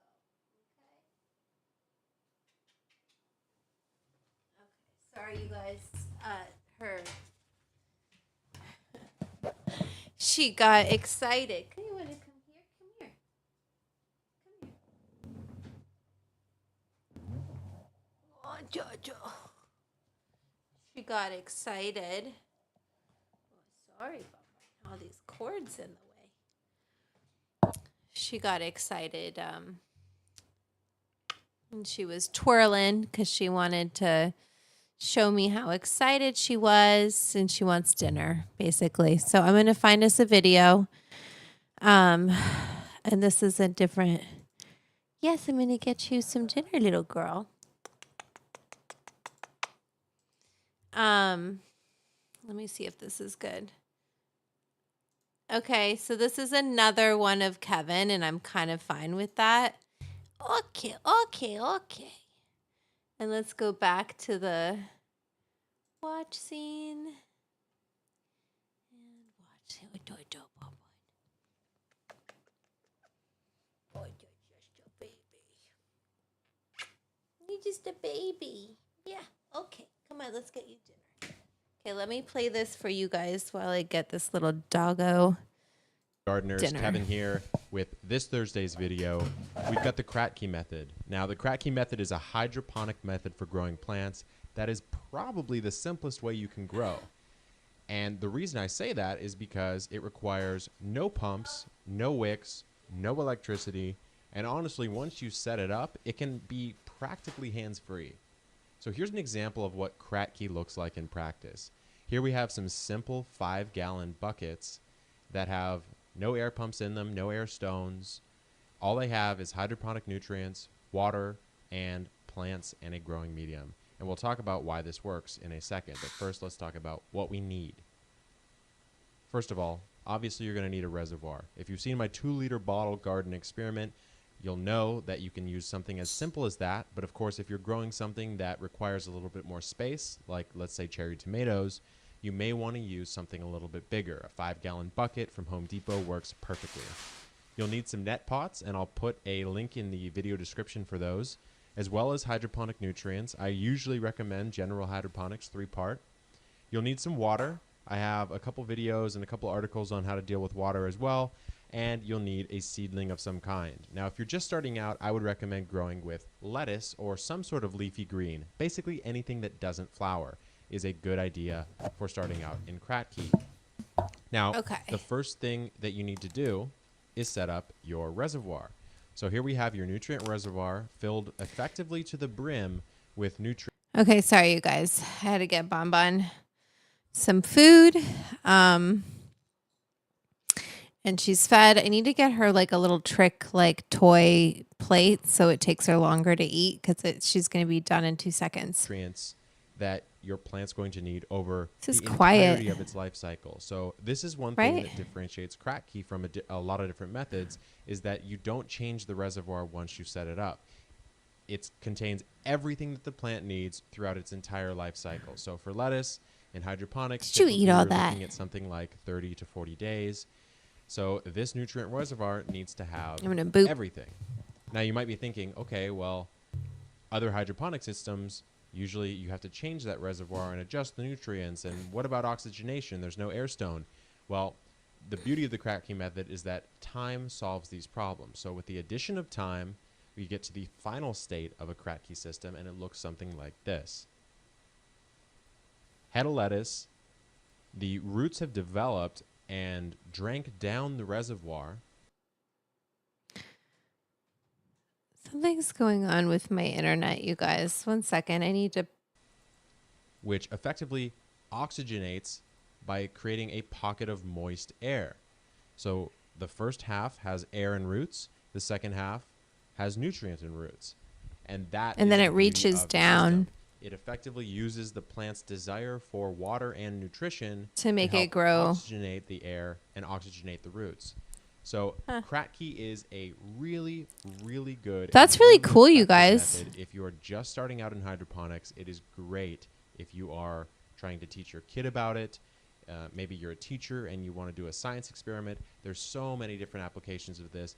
But not only that, there are what kind of medium do you? And hydroponic commercial scale gardeners that use a variation of. We do always need rain. Grow tons and tons of lettuce or cucumbers or tomatoes. I mean, the applications are honestly endless. And again, there will be a ton of links in the video description about Kratky. So go ahead and take a look. CJ, if you guys don't know the Edibles Club on Patreon, we have a Discord, and so we have there's a whole community of people on there.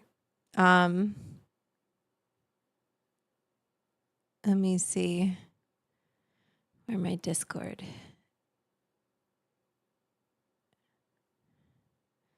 Yeah, we don't have anything new. No one said anything recently, but we have club members, and then there's Green Thumbs and Flower Power and Dabs on Dabs on Dabs. We've got all sorts of channels on there. So I grow mine in a wool sock on a rope. What are you talking about? I do videos every Monday and Thursday. What are you talking about? Hydroponics, sustainability, all sorts of stuff like this. So please hit that like, please hit that subscribe if this is something that you want to see more of. Let's subscribe.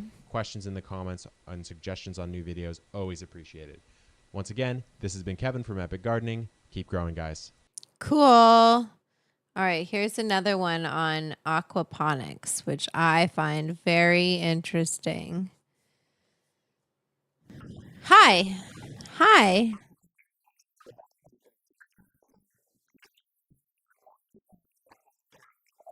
Okay. Okay.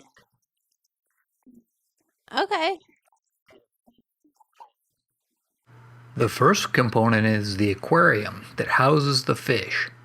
In this case, we're working with a 15-gallon aquarium that has about 10 gallons of water in it. But when you add the water in the other components, the total amount of water in the system is a little more than 15 gallons. Whoa.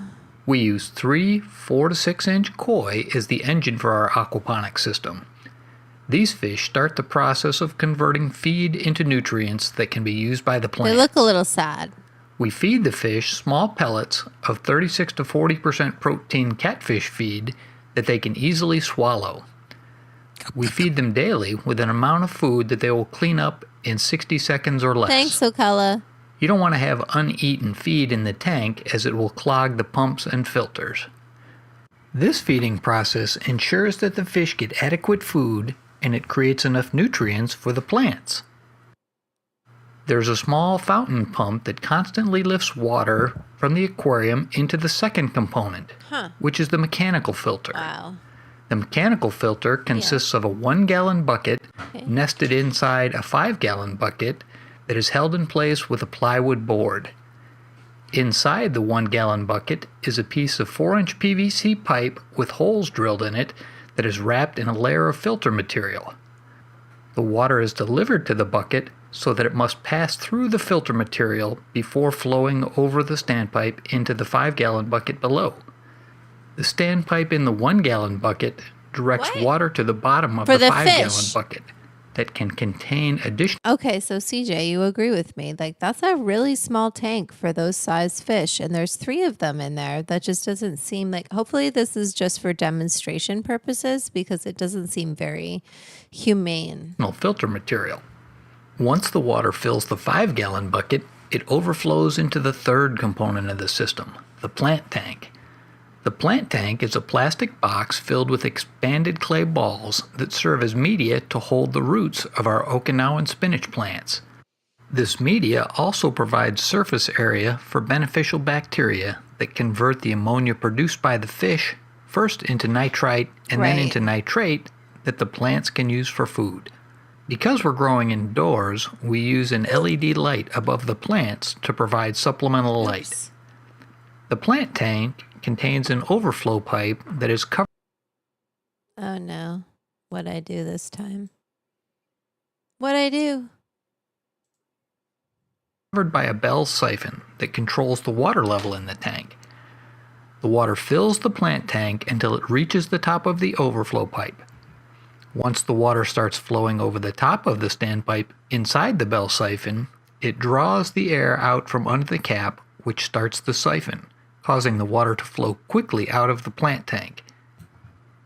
When the water level reaches the air inlet on the bell siphon, air is pulled into the cap and breaks the siphon. And then the process starts over again. We monitor the water quality in the system using some simple sensors and test strips. These sensors continuously monitor the ammonia and pH levels and provide a quick visual check to make sure the water is suitable. Ammonia from their excrement, you know. For the fish and plants. We also periodically measure the hardness, nitrates, nitrites, and alkalinity. But it would be really cool, like, if you were into having fish.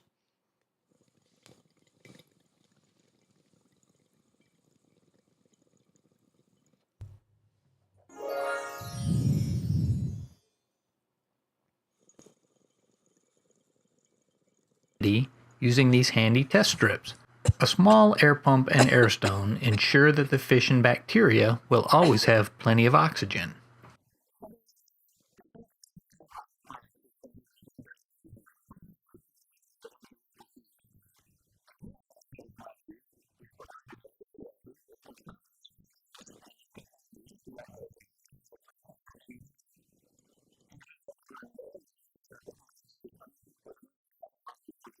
Okay.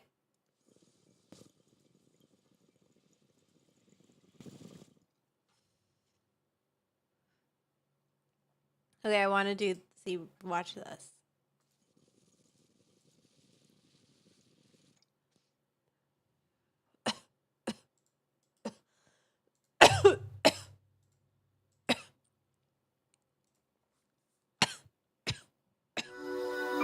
Introducing the Bonsai Beginners Course, an online tutorial brought to you by Bonsai Empire.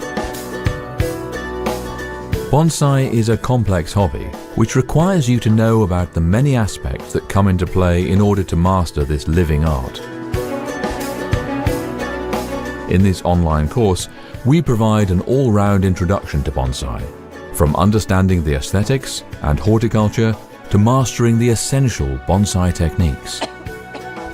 The curriculum we have created is a carefully designed learning experience that will enable you to understand why, when, and how to apply the relevant techniques. Upon completion, you'll have created your very own bonsai tree from affordable plant material. I want to do this. The specific topics covered include the anatomy of a bonsai, aesthetics and Wait, design principles, Is this keeping an ad? bonsai indoors. This is an ad to get this course. God damn it. Damn it. Okay, let's see. They're all kind of like series, right? There's not like just like one, because it's a complicated bonsai is not. Wait, can I just watch it all for free? Let me see. If you're looking to start with growing a bonsai tree, here's a few tips that will help you. Okay, yes, they're going to let us watch it. Good for them. We appreciate you. Don't gatekeep this. We want to see how do you bonsai a tree. Beginning. Let's start. If you're looking to start with growing a bonsai tree, Going on a here's a journey few with tips me. that will help you. Teach us. There's two common ways to start with bonsai. The first is to simply purchase a bonsai tree and learn how to keep it alive. No, we're going to do it with cannabis. That's what we want to do. The second way is to create a bonsai tree yourself, for example from cheap nursery plants. Like, could you bonsai a rose bush? Of course, you can also propagate young trees from seeds or cuttings. I've done But that. it will take at least 3 or 4 years Yeah, before it's you can hard. start shaping those seedlings. Wow. If you purchase a bonsai tree, first decide where you want to place it, and then pick a tree species that will grow there. If you plan on keeping your bonsai indoors, select subtropical tree species like the ficus, the jade tree, or the carmona. If you want to keep your bonsai outdoors, pick a juniper or a maple.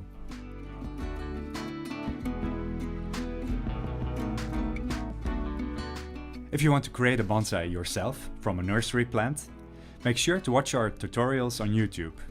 These explain what to buy and how to style it into a bonsai. Okay.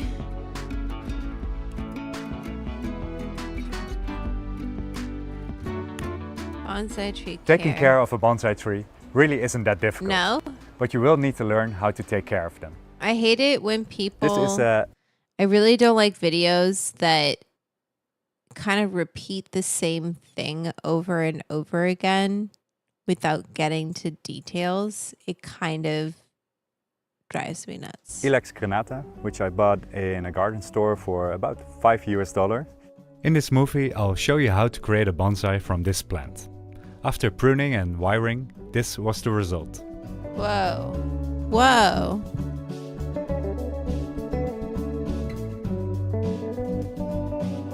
But how do you grow it?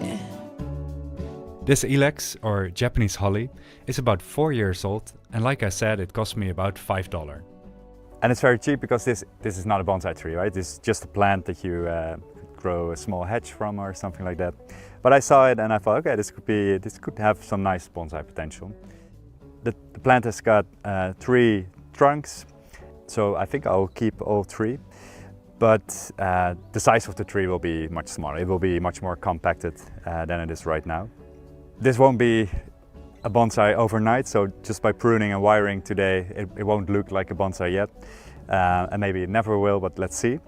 But at least today we take the first step in the progression of this tree. And then a year later, the tree will, grow new branches over time, and then we can give it a second styling, and a year later, a third styling. And over time, the tree will be more compact and more shaped as a tree, because right now it's just a bush. So let's begin with pruning, and then after that, I'll also wire a little bit and see what we can make out of this branch. Wire it. The tools we use include wire, a wire cutter, and a twig shear. Cute. When pruning larger branches, we'll use a concave cutter. I need to get these shears, obviously. All these are available at specialized bonsai nurseries or on our website. Okay. If you're just starting out though, feel free to use any standard pruning shears instead. I'm sure Amazon has. Sorry, guys.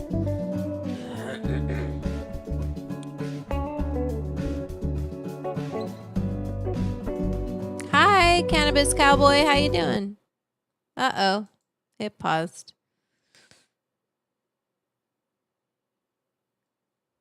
Oh, it paused. It froze. Damn it. There we go. It's just my computer's doing a lot. The tree has several straight trunks. I choose to reduce their size, and I also remove one almost completely to simplify the structure of the tree. Deciding on the design of a bonsai isn't always easy, especially when a tree is as full and overgrown as this plant. Try to apply the pruning guidelines we just mentioned to your own trees. And if you are interested to learn more about these techniques, consider enrolling in one of our online bonsai courses. Here, expert teachers explain the relevant techniques, and you can ask them questions. For That's a free cool. lesson, go to bonsaiempire.com/courses.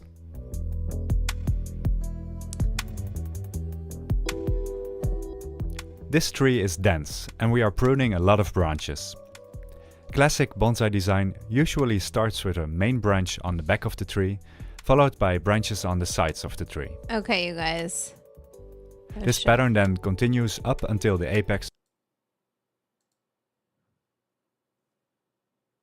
of the tree, with branches higher on the trunk gradually reducing in length and size. The front is the most This is what I really want to know. Okay? Is this on?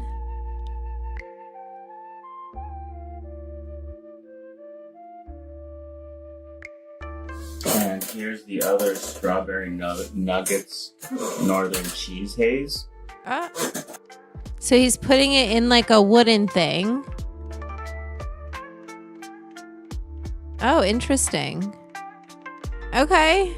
And what happened with this one, I anchored it down using this anchor. Okay, I just want to pause for a second because I think my food is here. Oh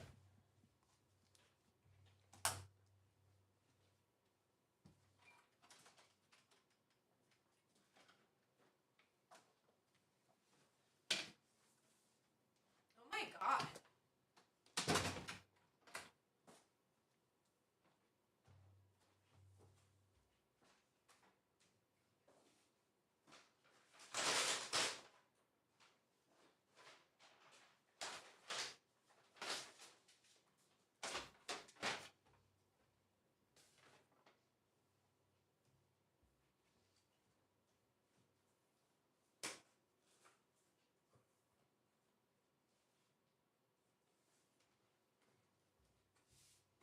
Pause. Pause. Pause. We're going back to the main. I'm gonna need to get some napkins. Okay, I want to show you all this. This is what you asked for. This is what you get. Okay?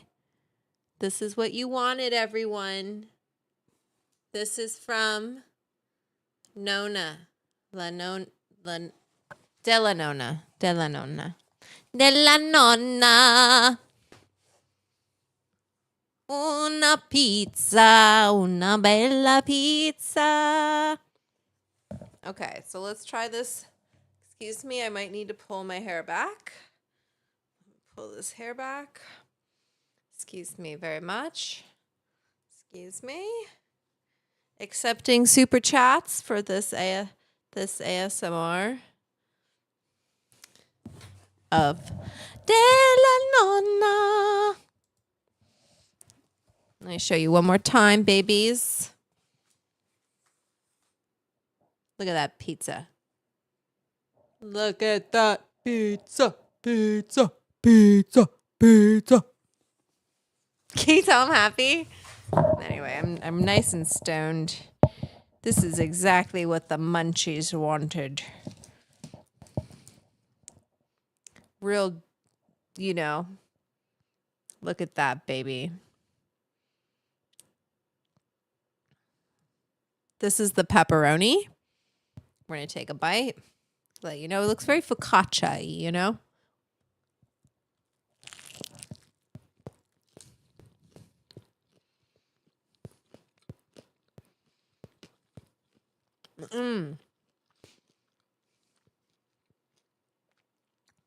Yep. Nice pan, crispy on the outside.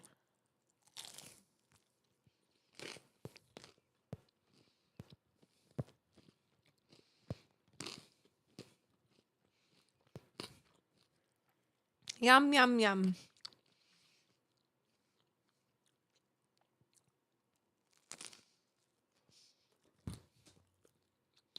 I need a napkin. Pause.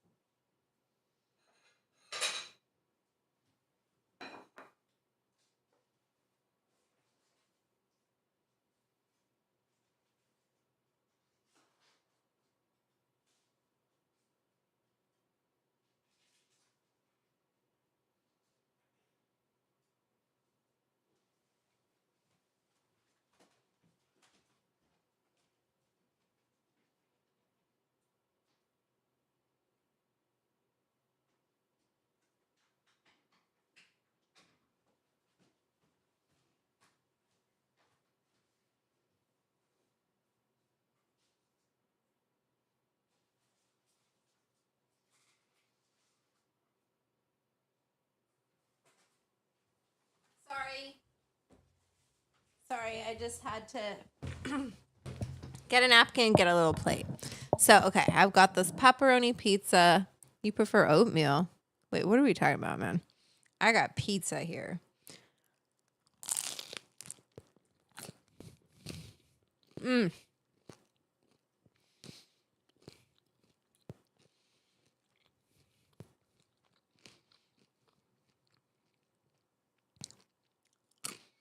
That is crispy.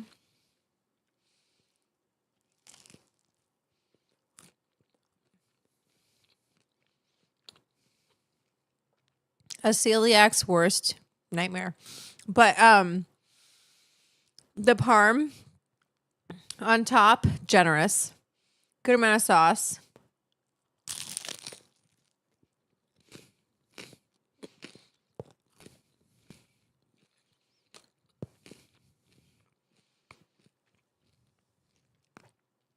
Just the right amount of disassociation when you're eating it.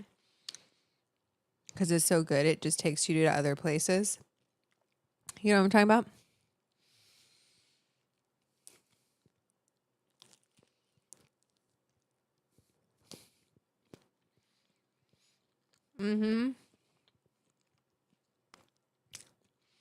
Like there's no crunch on the middle. Is really, light. Got a lot of bubbles in it. And then the outside, this crust. Listen. Uh-oh.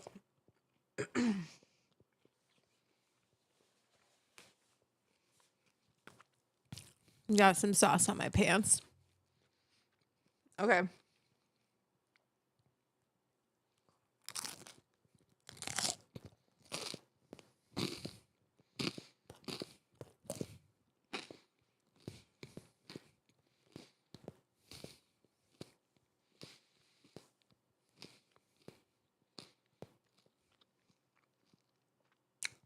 Is it the best I've ever had?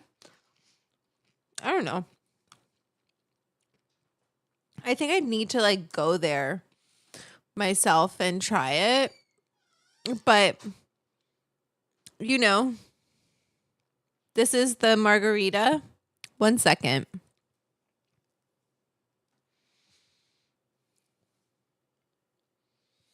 Hi, Bonbon. Let me show you this margarita. 1 second. Actually, let's go back to this watch scene. And so kind of And learn about so bonsai. just to start the bend off, and what happened is the bottom started growing, and it snapped in half, and it was like holding on by very little. I'll show you now. And normally I would just kind of rip it off because it was like literally hanging on by very, very little. But I didn't have time to deal with it. So I just went about my day. And when I came back, I noticed that it wasn't dead. It was hanging in there. Some of the leaves had died, so I cut those off and I just let it do its thing, and it seems to be doing okay. So Very cool. what I want to do for I don't even know what he's doing. Okay, 1 second.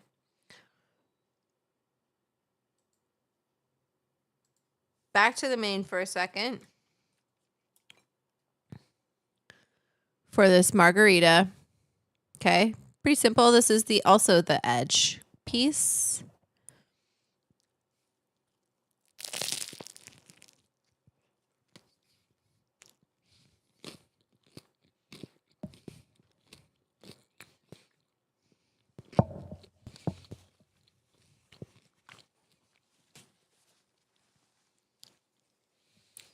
Ooh, a fig wine. Nice. Okay, one more bite, and then I'm going to put him back on. And I'm going to go get the... Oh, no. The desserts are behind me.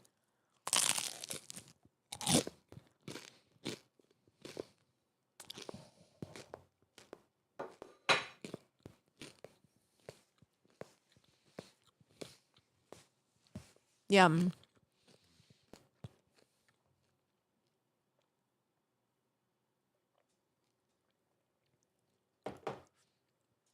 It was really good.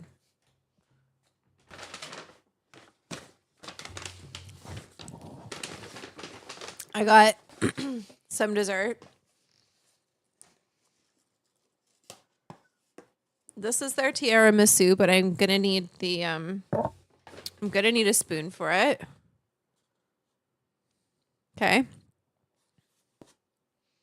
I went all out. This is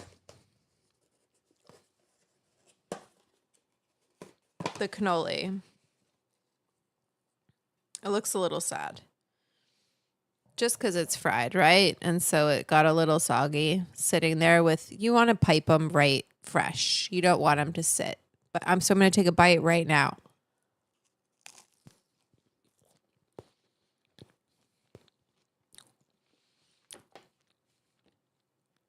I think if it didn't sit, it would be good. I'm tempted to try and smoke out of it, but I'm not gonna.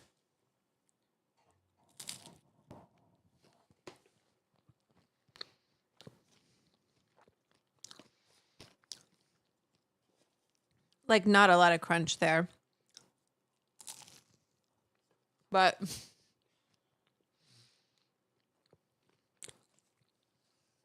the flavor is spot on. Like, it's not too sweet. It's super lemony.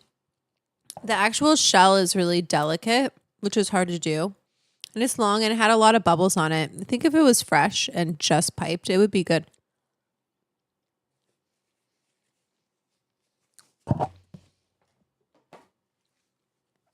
I ate it all. So, usually a good sign.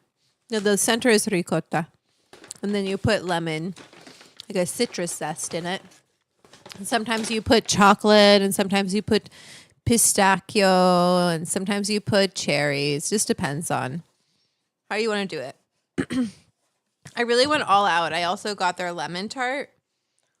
What am I thinking, you guys? I am just naughty. Naughty girl.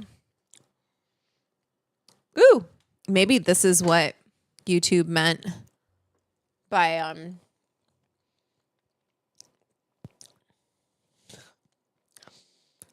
yum yum.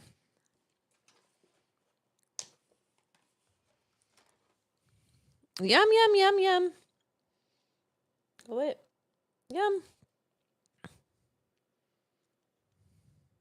I'm just going to be a total slob right now. Yum, yum, yum.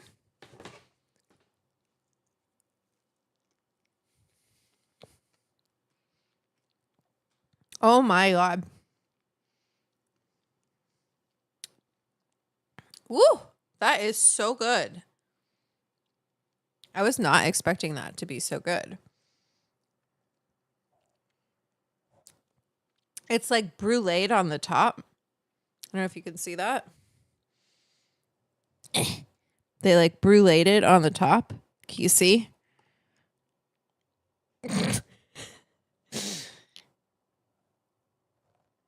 And it's got this really nice bitterness to it.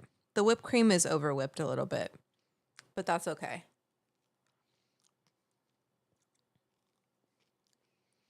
I'll forgive them for that.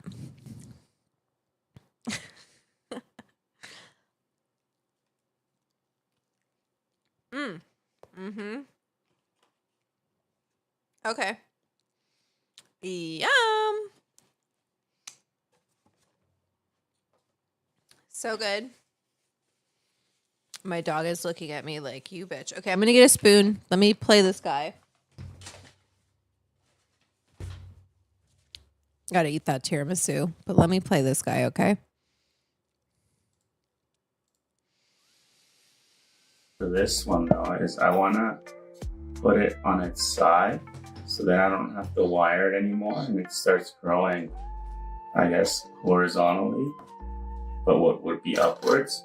But I don't want the soil to pop out of the container. So I'm gonna get some string and tie it.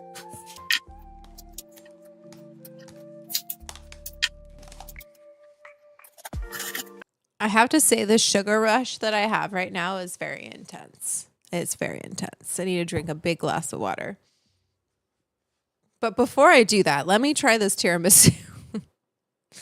Taking you back to the sesh. This is their tiramisu. Let me show you. Do you know what tiramisu means? Tirare, tirare, tirare. It's to pull up. Pull up, tirar. Or no, pull, tirar. Me, tirami, pull me, su, up. Su, up. So this is supposed to pull me up.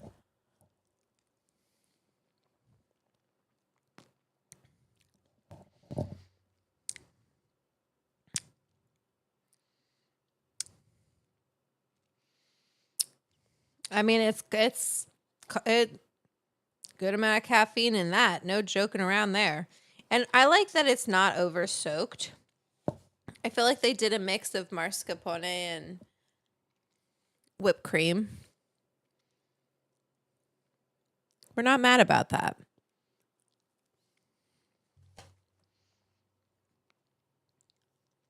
And this is why I do my little workouts.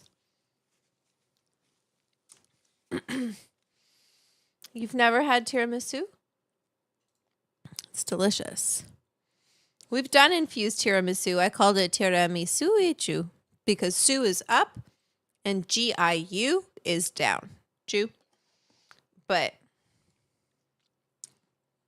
sometimes people don't watch my live streams. I'm eating one more bite and I'm not eating any more.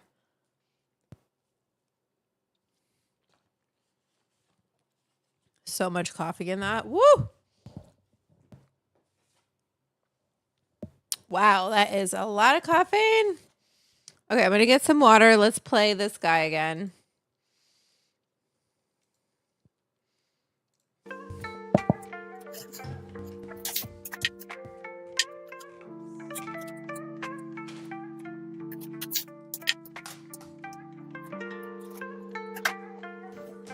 Okay, so now I'll be able to put it inside the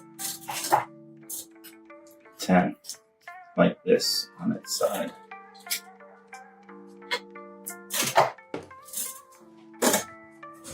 And hopefully it'll straighten out, and I think it's going to look really cool.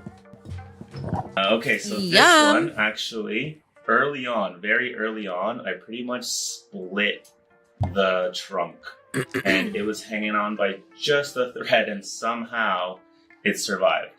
I showed you that in the last episode, and that didn't even trigger it into flowering early. Usually that kind of shock will make a plant flower very early. It actually took a little bit of time before it flowered. My plan is to make this one cascade down the side, or semi-cascade down the side. So I've been growing it this way, so then I don't have to anchor any of these branches. They're just growing in the direction that I want. It has started flowering, and now I have to decide what I'm going to do with all these branches here in the back. Here's that split. Whoa. Oh, I see what happened. In case you want to see it. Whoa, see, And they're these so are the two resilient. back branches. One's actually gotten a lot longer than the other one.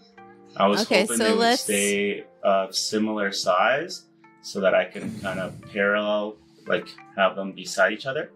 But because one is longer than the other, what I'm going to do is I'm going to pull this one back and have this one this way. Sorry.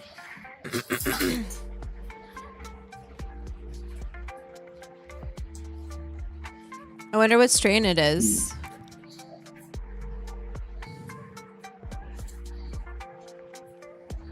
Also, I like that pot. Okay, for that, I'm going to use some rope. So he uses rope. I have rope. A little bit of a problem here. Why? Maybe I think a wire anchor will work better. Okay. He said no rope.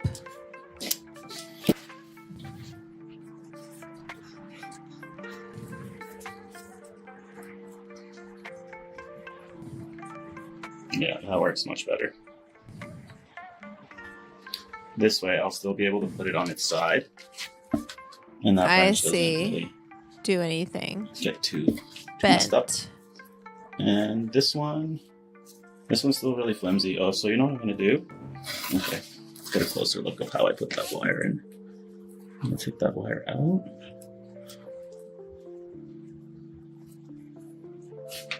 Alright, so I'm hooked this one. Let's make the hook better. I'm going to hook it, and I'm going to put this branch in front of the wire, and then I'm going to hook this to the body of the plant.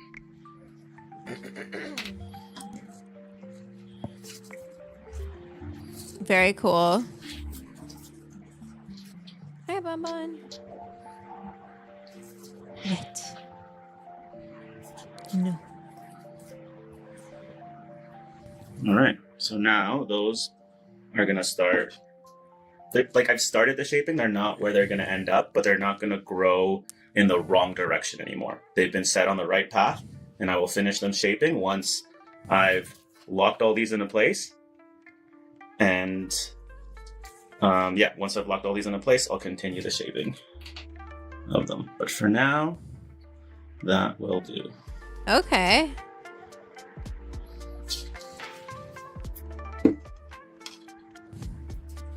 I might do a little bit of defoliating. My plants are so that small. the light coming in from the top can penetrate the canopy better. And already budding, so that's not good. But whatever. Okay, I've never done this before. Had 3 branches growing upwards. I think it's going to be a little harder to get that triangle shape that I always go for, but sometimes you just gotta, get out of your comfort zone and try different stuff. And that's what we're gonna do with this one. With this little automatic watering thing here. I love how much stretch I've gotten off this one. Originally, I was growing it like this. And then I that's really cool. Right side up and wired what was all the stuff here so that it would flow downwards.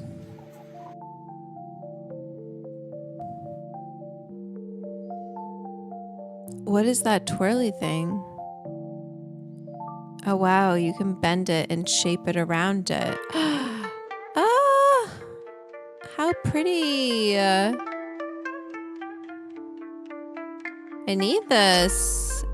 Does he ever cut, like, is he ever trimming stuff out? He's very, like, not. And it's got a really nice even canopy on the top. He too, is so not really. As you can see, all the way across. That's so Doesn't cool. quite narrow down. Like, I'd like that triangular narrowness, but it's fine. I kind of like how full it is. It's very, very pretty. The roots seem to be doing really well. Look at his flowering. Yeah, I'm in no rush to expose them. All I'm going to do today is take off some of the older leaves and any leaves that appear to be covering important growth below them. Boop, boop.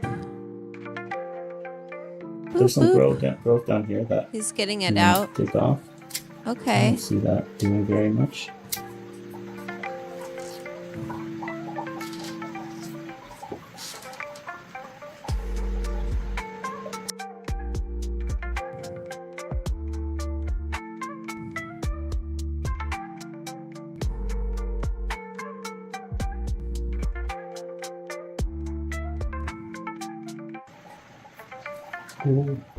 Uh-oh. Uh-oh. Okay, nothing broke. But yeah, I just did a little bit of high stress training to it, I guess. But now it kind of flows down a little nicer, I think. And he's gonna leave that. Yeah, I'm very, very happy with this one. I'm happy with all of them, actually. Shout out Mephisto Genetics. We're gonna do this with ILGM seeds. I have to get a pot like that. I have no idea what he did, but I'm gonna figure it out, you guys. I'm gonna get a tent like that too.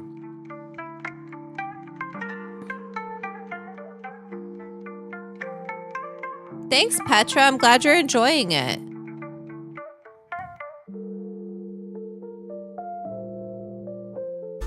Okay, here's the other Northern Cheese Haze. Okay, so this is okay. It was a freebie that I got sent with my seeds. I mean, they're all freebies, thanks to Mephisto. But if you order some seeds from Mephisto, okay, let's get past this because so that it could kind of flow down. This one has that triangle, right? A little bit different version of the triangle, but the triangle is still there. I find it's just a simple way of shaping them, like always kind of try to find a triangle. Super cropping. This one has also had the roots exposed, and as you can see, there's a lot more roots on this side, and that's because, like I said, at one point it was grown on its side. So all those roots were growing downwards, and then when I put it right side up, it went down and into the cocoa. This one just needs a little bit of defoliating, not as bushy as the other one. I think that's because it's gotten a bit more stretch. And also, like I said, it's an F1, so that means that every seed is going to be different than other seeds. They're not going to be as consistent. When they become F4s, you can pretty much accurately guess what the plant is going to look like.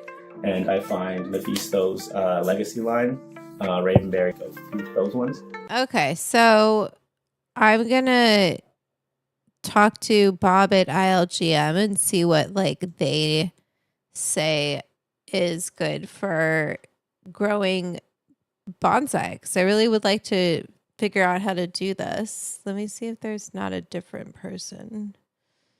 What's his name again? Who's this guy for shit? No, I don't care about his chat. Manny. Okay, so this is Manny. He's kind of the only person doing bonsai. Let's see this one.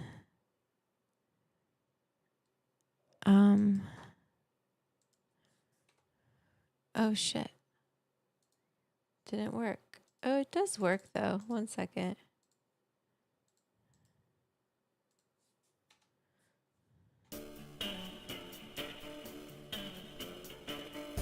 We love growers and we love to grow stuff. From the amazing cannabis plant to bonsai trees. And the bonsai trees are our real passion. We travel around with a group of friends and we are involved in that community. And I've taken what I've learned from bonsai, though they're different animals in some degrees, into the cannabis industry. And it's all about learning to train the plant and about how to get what you want and how to manipulate that. So can you start with bonsai and talk about like the art of training a bonsai tree? Absolutely. So a bonsai tree starts off, it can be in a tree that you pull out of a ground. Don't freeze. Come on. Or I have trees as old as 250, 300 years old. Wow. And we begin to train bonsai by changing the root structure. And you can start bonsai from trees that are out in nature all the way to from a nursery plant. You can go to your local nursery and buy a tree. We'll do different types of grafting techniques where we'll graft a black pine onto a red pine rooting system, for example, to try to change the dynamics or the genetics of the tree, if you will. We'll do air layering to take, let's say you have a larger tree and you want to get the top of it, we can air layer it to get roots growing out of that and then cut that off and make a whole new tree out of it. So you can actually have two trees. Whoa. So you get that bonsai tree, like this tree, when you first brought it home. Mm-hmm. So the first thing we want to do is we want to make sure that the tree is healthy. So, and make sure that it's in good soil. We would take a tree and move it into a bonsai soil, which is typically a combination of akadama and lava, maybe some pumice, depending on the species of the tree. So once we know that the tree and the roots are healthy and happy and it's thriving, then we'll begin to train the tree. So there's different levels of training. So when we first get a tree, depending on the age, we want to get some movement in that trunk. We want that tree to look, we want to manipulate that tree to look old and gnarly and like it's been through, maybe an avalanche or animals have fallen on it, or it's just really struggled through its life. Maybe it's a windswept style that's been on the top of a mountain and the wind has blown it over. So getting some initial styling or initial movement into the trunk to give it something interesting to look at. In bonsai, we are masters of manipulation. We'll take a tree that's or a plant that's just a few years old and try to make it look like it's 50 or 100 years old. And in some cases, the trees are. If we get a tree from the Colorado mountains from a specific geological formation called a fin, where there's a dried up riverbed on top, and then underneath it is a live riverbed. And in the wintertime, that riverbed freezes, shears off the roots, and it naturally dwarfs those plants, or Rocky Mountain junipers, or those types of species. That's that so come from cool. The wild. Those are called like a Damadori natural trees, and they're really spectacular trees to work on and to train. They have such history. I have a Colorado blue spruce that's about this big, that's 250 years it's old. got sweaty pits. And to think that was born during the time of the Revolution, there's a lot of respect that I give to these trees. And bonsai it's kind of the art of, it's man's idealistic idea of what a tree would look like. And we want to pay homage and respect to that. So but miniature. In the beginning, we get the tree, we'll give it some movement into the trunk, and then as it... But how are you doing that? Are you like staking it and like bending it with rope and things like what's Yes, all of those things. We'll use wire, is very common to use. If wire isn't enough, we will use tie rods. We get kind of medieval with these sometimes. We will do what's called raffia. We'll wrap this up with like a plant tortured, like dungeon torture. Yes, sir. Yeah, we'll wrap it up with masochistic. a little bit, and we're still trying to respect what you and the wife do behind closed doors. I will not ask. All right, calm idea. down, buddy. Okay, so the tools you're using, you're starting to talk about them. Yes, so we do I need a boob. wiring techniques. We'll do grafting techniques. We will carve out parts of branches to get them to bend and turn and manipulate them. Like literally carve through the bark? Yep, you can. There's one technique where you'll actually cut a wedge out of a trunk and then bend it over to get that movement in something that's older. So if a tree is large and thick and it's not going to move, we have techniques for doing that. And then it'll basically scar over that spot, and you'll have like a gnarly looking. Yeah, so that cambium layer will reconnect if done. Now, are you protecting it? Like, are you rubbing anything to protect it from pathogens? Because that's basically an open wound, right? Exactly. So that's a really good question. So we will do that. We'll put, depending on the technique that you use, we use different types of paste that keep any kind of pathogen or insects or anything out of there. Well, it's a cutting paste typically, and there's different types of paste that you use for different species of trees. We buy specific bonsai paste. Azalea, for example, they love really acidic stuff. They use a different type of paste than conifer. And you weren't joking when you're like, we get medieval with these things. You're basically, it's not like with cannabis, I feel like people are a little more gentle in there, or tomato plants, you're not like snapping stalks and... Right. So we bend these things around, we carve out large branches and turn them. We wrap them with raffia and duct tape or electrical tape to get them to move and to keep them healthy when you do that. Because you really don't, you want to push the tree, but you don't want to kill it. You want to give it every chance it can. So we might do these techniques over a long period of time. If we're going to move a large branch, we might move it an inch one day, and then next month we'll move it another inch, and then maybe 2 years we'll move it again. Between the wire and the rebar and the different types of materials that we use, we have different clamps that we'll use to bend a tree. We'll literally tie a branch down to pull it down to make it look like it's aged. So if you can imagine a new tree, the branches kind of grow up. They grow like this. On an old tree, they grow, I don't know if you can see this, but they sag from the weight. They sag from the foliage mass, and that's what shows the difference between the old and the new trees. So you're trying to make a young tree look old and weathered. Exactly.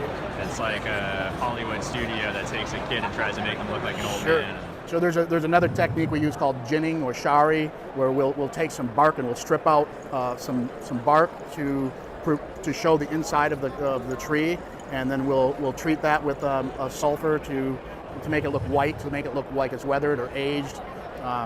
We'll take a branch, maybe a branch dies during it, or we have a branch that doesn't really fit our design. We'll strip all the leaves off of it, strip all the bark off of it, and then you have this really gnarly, interesting feature that we'll put on a tree. I have in my Colorado blue spruce I was telling you about earlier, there's a mark on it about this big, where 100 years ago a porcupine was nibbling on that, and he would keep that wound open for years to just feed off the sap or lick up the sap.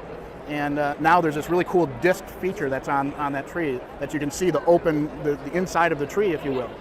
As you come from the bonsai world into things like tomato plants or cannabis plants, kind of what are some of the nuanced differences and what's similar from your perspective? That's a really good question. Mike. So some of the similarities in the training aspects are going to be every plant has hormones called auxins, and these auxins are basically what tell a plant to grow up. And what we do with bonsai trees and with cannabis is I like to lay those growing tips down, so it redistributes the auxin hormone profile. So now we have more grow sites here, here, here, and here. Rather than just straight up, we lay it down. And in bonsai, and then stuff's going to grow this way. Exactly. So in bonsai, we create these pads, these beautiful pads that show layered pads that give us the artistic look. Where in cannabis, we have all those extra bud sites that create the beautiful flower that we like. How about tomato versus cannabis? When you're training tomatoes versus tomatoes cannabis? have all the suckers. Actually, they're quite similar. Obviously, the fruit is different. The fruit on a tomato kind of hangs down, where the fruit on a cannabis will grow more straight up. But we would train it in a very similar area. So I like to lay the plants down and do what's called low stress training. There's what they call high stress training, or where they actually will smish the cambium layer and bend the plant over. And it creates this knuckle as it reproduces the cambium. Can you show me on this tomato plant Sure. the stuff you're talking about? So like if you just got these, like what are you looking at? And what do you... As a tomato plant? Yeah. So as a tomato plant, I want to take and I want to train this. I want to bring these up. Right. And this is what changes that auxin profile I was talking about. So as I bring these leaves up, and this allows it to get, so the hormone auxin isn't here, but when I lay it down, now it begins to transfer that hormone to different areas of the plant. As this plant grows, I will train this down here. I will bring this under here and see these buds here. So now more light gets into the bottom of this plant. Same thing with cannabis. We get better light penetration. If this were to be grown taller, these tomatoes would come up higher. Leaves would. So each one of these leaves are going to be basically a solar panel for this plant, and we want to give it that. So we're going to let these. That's all what of the these fan leaves leaves for cannabis come plants. up through here, and then encourage these flowers to grow. Okay, so like these would be the fan leaves of the plant, and they're there to act as solar panels. And then this is the reproductive system of the tomato plant, and it creates the fruit, right? That's what we eat. For cannabis, it's flowers, and we smoke them or eat So them. as this plant grows, these flowers will come out here. These flowers will come here. This plant will do the same thing. We'll bend this Good down night. into here. Good night, Patricia. Good night, Patricia.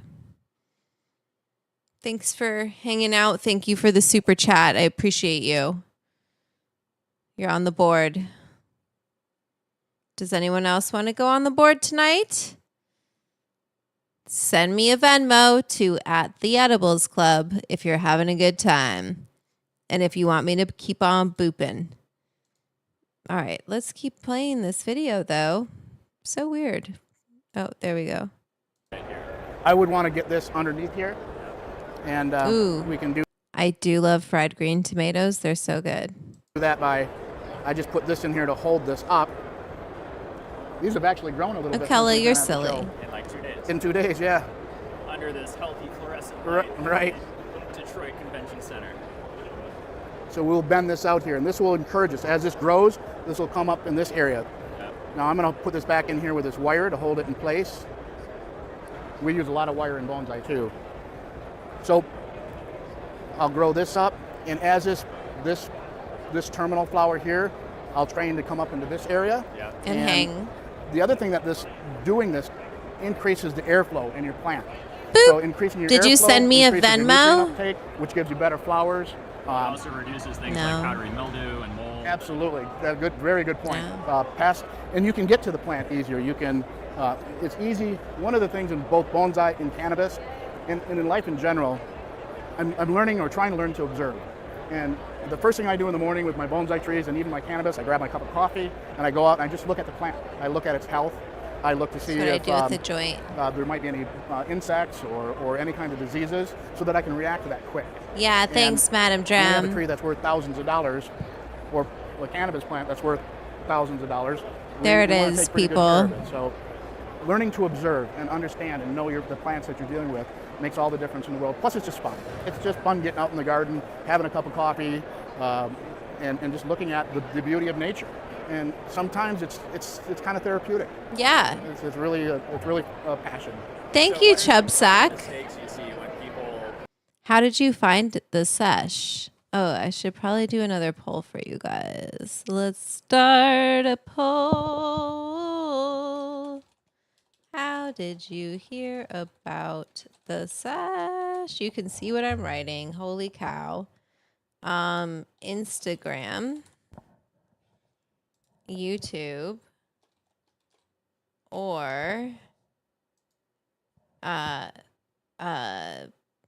shoot, I don't even know what else there could be. Patreon directly, I guess. Let's see what you guys say. I should have put an other. Oops. I'm gonna make this go small. There we go. You're watching people like start trying to use like a scrogging system. So, if anybody remembers the movie Karate Kid, that's kind of where bonsai was really initiated, or people learned a lot. He said, "Let the birds fly through." And I think one of the common mistakes is we try to put too much into an area. So by removing areas that don't matter or are not either part of the design in bonsai, or by keeping your plant, so that light can get into it, keep it cleaned out. That allows that airflow. That allows. You want to give things room to breathe. Basically. Right. We want to give things room. Some space. Absolutely. And even with this, you're trying to send things out so every area is taken advantage of. Absolutely. So, for example, if this was a cherry tomato plant, they get really dense, and I might actually clean some of the foliage out at that point. I might actually clean out some of the extra buds, or literally clip it out. to clip it out of there. Yep, and to control the growth. So if I've got something like maybe hanging off here that's gonna reduce the light, I might actually clip that out, or I would retrain it and move it up to an area that doesn't have as much growth. Cool. Okay, that was very interesting, my friends. Very interesting. I like this. We're gonna have to learn how to do this.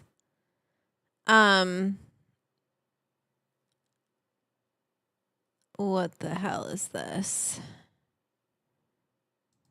Let me see if this works. Yes.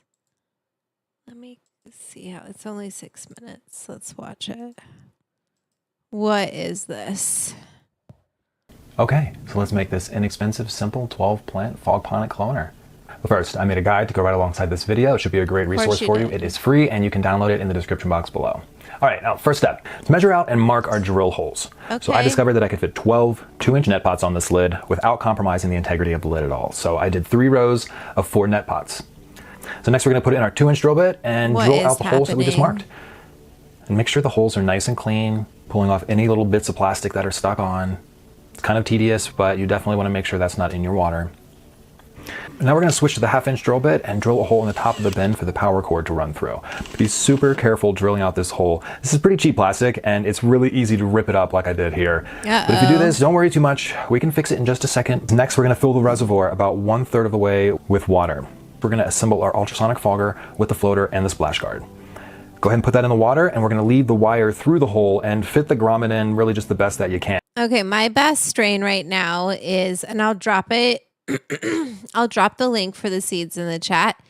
But it's the Yuzu Euphoria is doing really well for me. I'm every different format. The purple kush is actually doing pretty well. I have some plants in the raised bed. I have more videos to cut for my garden and what's been happening with my plants. I just, takes me time to edit. But the Yuzu Euphoria has just been really, really solid across the board. So I would say at this point, like if you wanted to grow along with me and try something, I'm going to ask them like what they think is the best for growing bonsai. And now we're going to fire up the glue gun to fix my mistake. So I'm going to glue the front and the back with a liberal amount of glue. It's not pretty, but it works.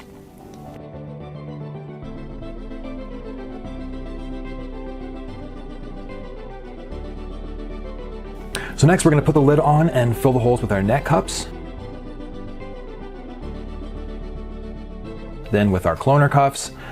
And then we're going to set our timer to run for 30 minutes because this timer only has 30-minute intervals. So I'm going to set it to run for 30 minutes every hour and a half. If you have a 15-minute timer, which is what I recommend, you can do 15 minutes every hour, and I'd say that's probably ideal. The reason you can't run it full time is because the water will get too hot, and that'll nuke your roots, that'll cause root rot, all sorts of issues in your reservoir, and we just don't want that. Next thing we need to do is cover the clear reservoir. This is to prevent any algae growth in our nutrient reservoir. So you can be really creative with this part. You can paint it or wrap it, just put a sweater over it, whatever you want to use to keep light out. I'm going to use duct tape to cover it, and there you go. So next, and the final thing we're going to do is fit a humidity dome. I have used a small 10-gallon aquarium previously, and that worked pretty well. But for this application, I'm going to keep it really cheap and simple, and I have a slightly larger clear plastic container that fits perfectly over the top. It allows just the right amount of light in and some air in while trapping the moisture inside for the clones. When you're cloning, you have to have very high humidity, but we're going to go over that in the next video, which is going to be all about how to maintain and use your cloner. Hi, Editing Chad here, and first off, I just want to stop and say thank you so much to everyone who has subscribed and become part of the Humble Growth Kids, and going more and more to do every month. That group, free discussion too, and to the top, because I just don't find that I have enough time to keep coming back and answering all the comments and questions. Unfortunately, that's okay. Whatever. All right, you guys. Let me see what else I've got to watch here.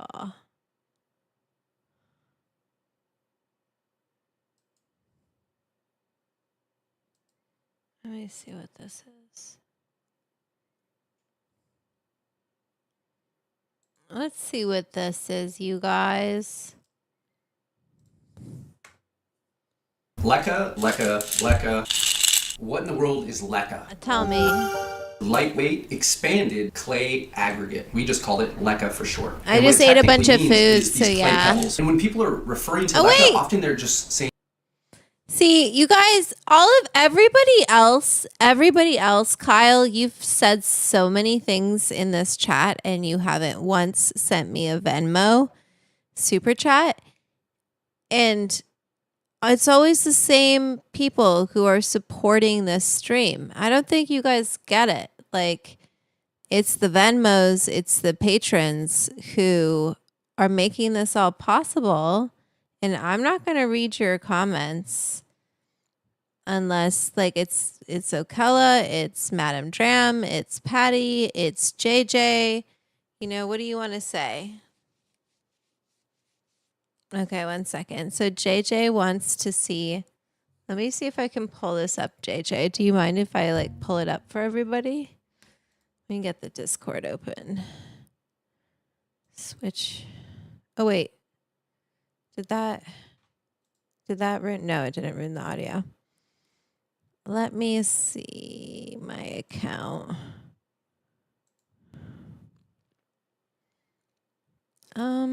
Edibles Club. Let me see. You put it under recipes or make that go away. I don't want to see this. There. No. Munchies? Okay, so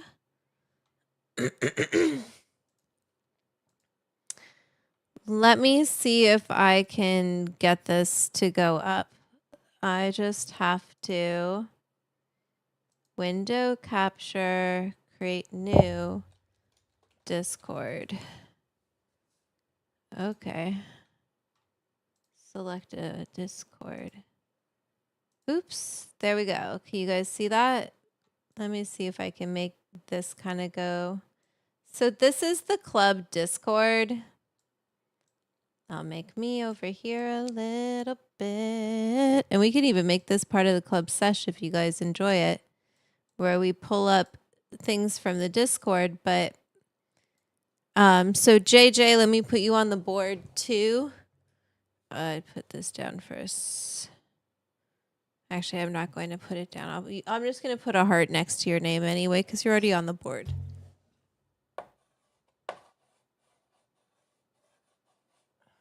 Maybe I'll start writing people's names twice. So who is it? Both of these? No, that's Lady B Simsy. Cheeseburgers and tots, yum, smothered in pork hatch green chili sauce. So you're in New Mexico, obviously, right? Or wait, no, you're in Colorado. Anyway, looks great. It looks like you like it spicy, and you got protein. So the cheeseburgers don't have any buns, is what I'm seeing. Let's do a close up. Oh, cool. This is great. So you guys can see everything. I wish this part wasn't here. Maybe if I put, no, because then my camera will be over it. Oops. Sorry, I didn't mean to do that. Yeah, because then that'll be over it. I wish I could do. Can I do that? Yay! Such a genius, man. Learning. Oh, Instagram, you can't see what we can see. And that's okay. I'm sorry, you guys. If you want to see what we can see, come on over to YouTube. We're looking at JJ's dinner. And so he had cheeseburgers and green hatch chili sauce on top of the tots. And as long as those tots are extra crispy, this sounds great. Toast under the burgers sounds good. I've never sent no, Kyle. To send a super chat, I feel like people, the thing is, like, you just got to keep repeating stuff, right? I love you guys. To send a super chat, because YouTube is not monetizing me, people are sending me super chats via Venmo. So that's how, like, here, let me show you. So JJ sent me a Venmo to at the Edibles Club, right? And that went through, and he can say, hey, can you tell me what you think of my dinner? I posted in the Munchies channel on Discord. And I can read that because he sent me a Venmo, which is a super chat. And we're just cutting YouTube out of the equation. We're saying, you know what, YouTube, we don't care about you. We're just going to do this through Venmo. And I can get Cash App. If you guys really want me to get Cash App, please like say that in the chat and I'll make that happen for the next time. The tots were extra crispy. That is so key. There's nothing more disappointing than potatoes that are not crispy. Kyle, I know this is asking a lot.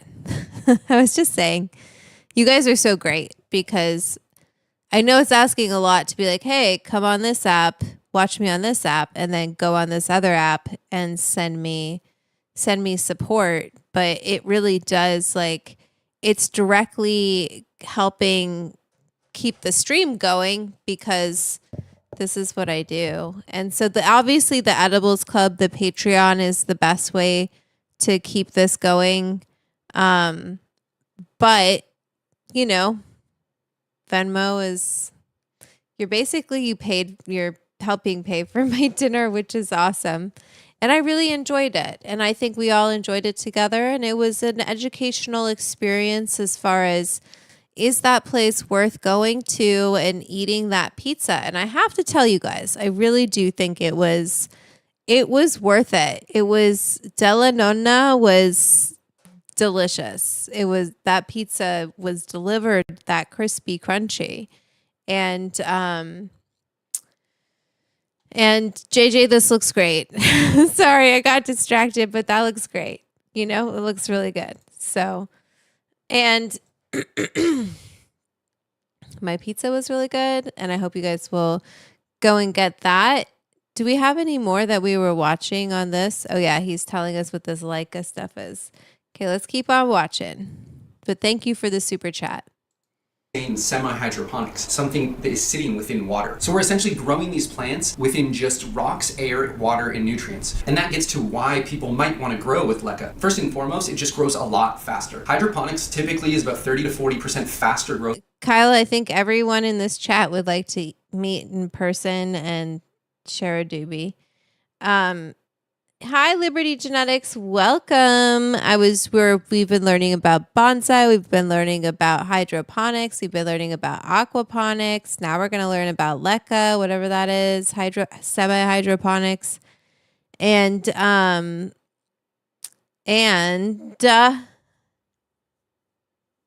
of the pizza. You didn't get a bite, doctor? Well, you didn't send a single super chat, so I'm not sharing my pizza with you. Okay. Here's what we're going to do. This is what happens to you. Boop. Haha. I'm the boss. I'm bossy. Anyway.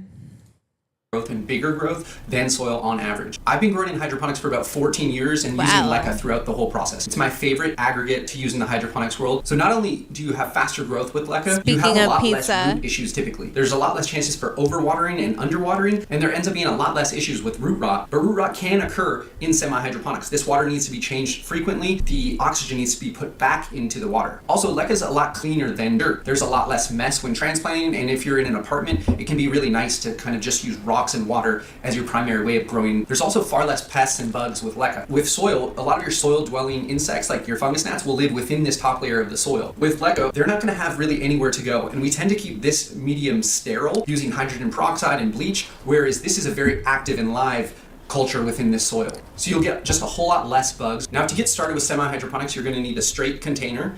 You could use the container within a container, a net pot within a glass container, or something ideally opaque so that your roots don't get algae. But this is a fine thing to start off with, and you can upgrade at a later point. No. You're going to need a part A nutrient that we make here.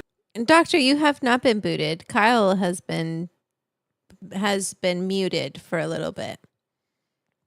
And a part B nutrient. These are micro and bloom from companies like General Hydroponics and Advanced Nutrients. If you're already doing LECA, you're familiar with the 3-part. Oh boy, let's see what Cooper. I got a super chat. I'm not putting you on the board if you say something mean. A sliver of a slice of pizza.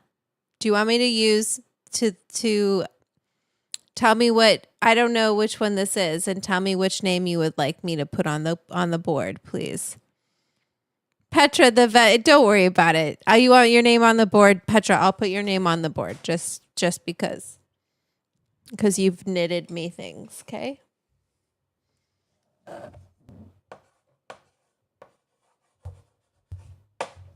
Your name's on the board, Petra. Here, I'll show you.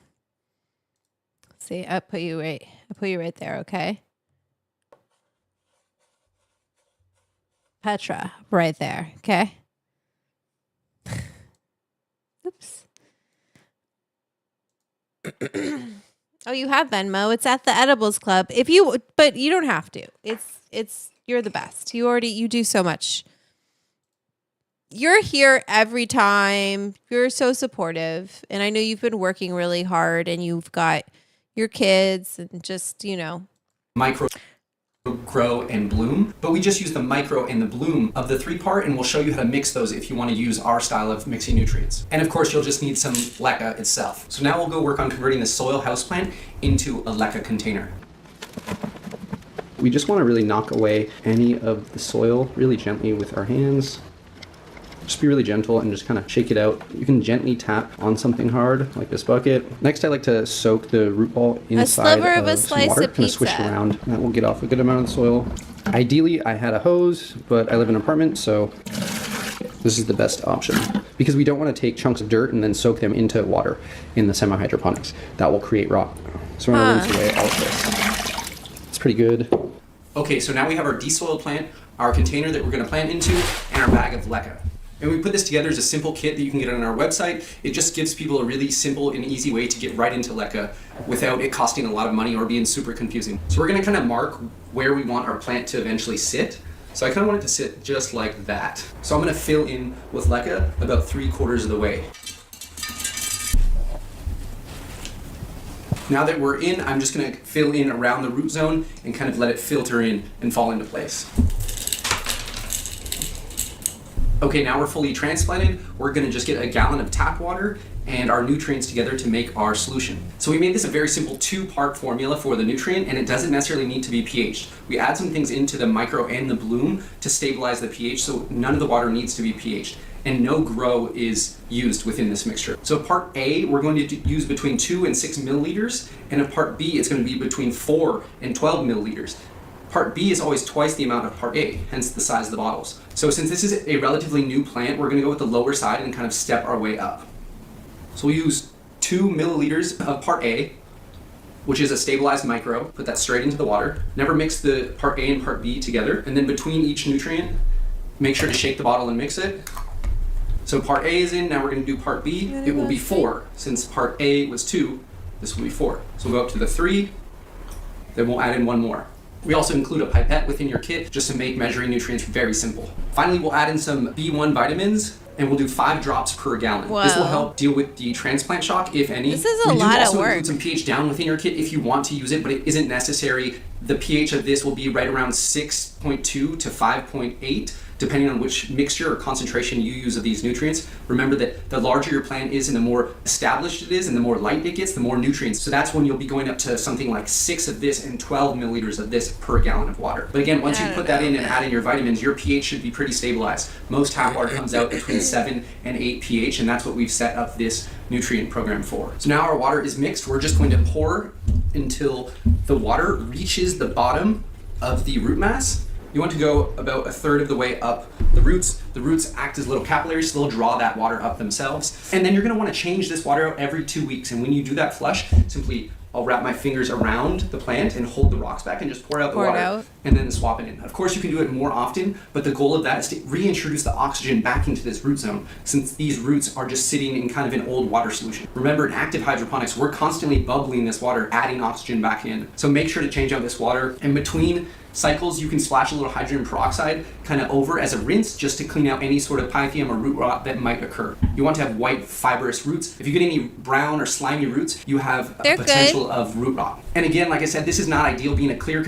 Liberty, they're good. They're like flowering though, because I like the roots got messed with, but the purple kush in the raised bed looks good. So they're good.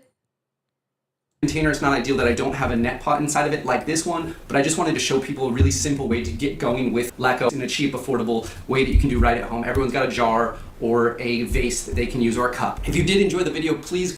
Okay, very cool. All right, you guys, I know I usually go until 7:20. 20 more minutes. Let me see what else I've got. I'll do one more boop. Maybe one more video. Just my dog is looking at me and it's getting a little dark out. So we might end a little early at 7 and maybe we'll boop out and this will be our last little boop, because, you know, to be honest with you, that's all I got for you this evening. I'm tired and yeah. Okay.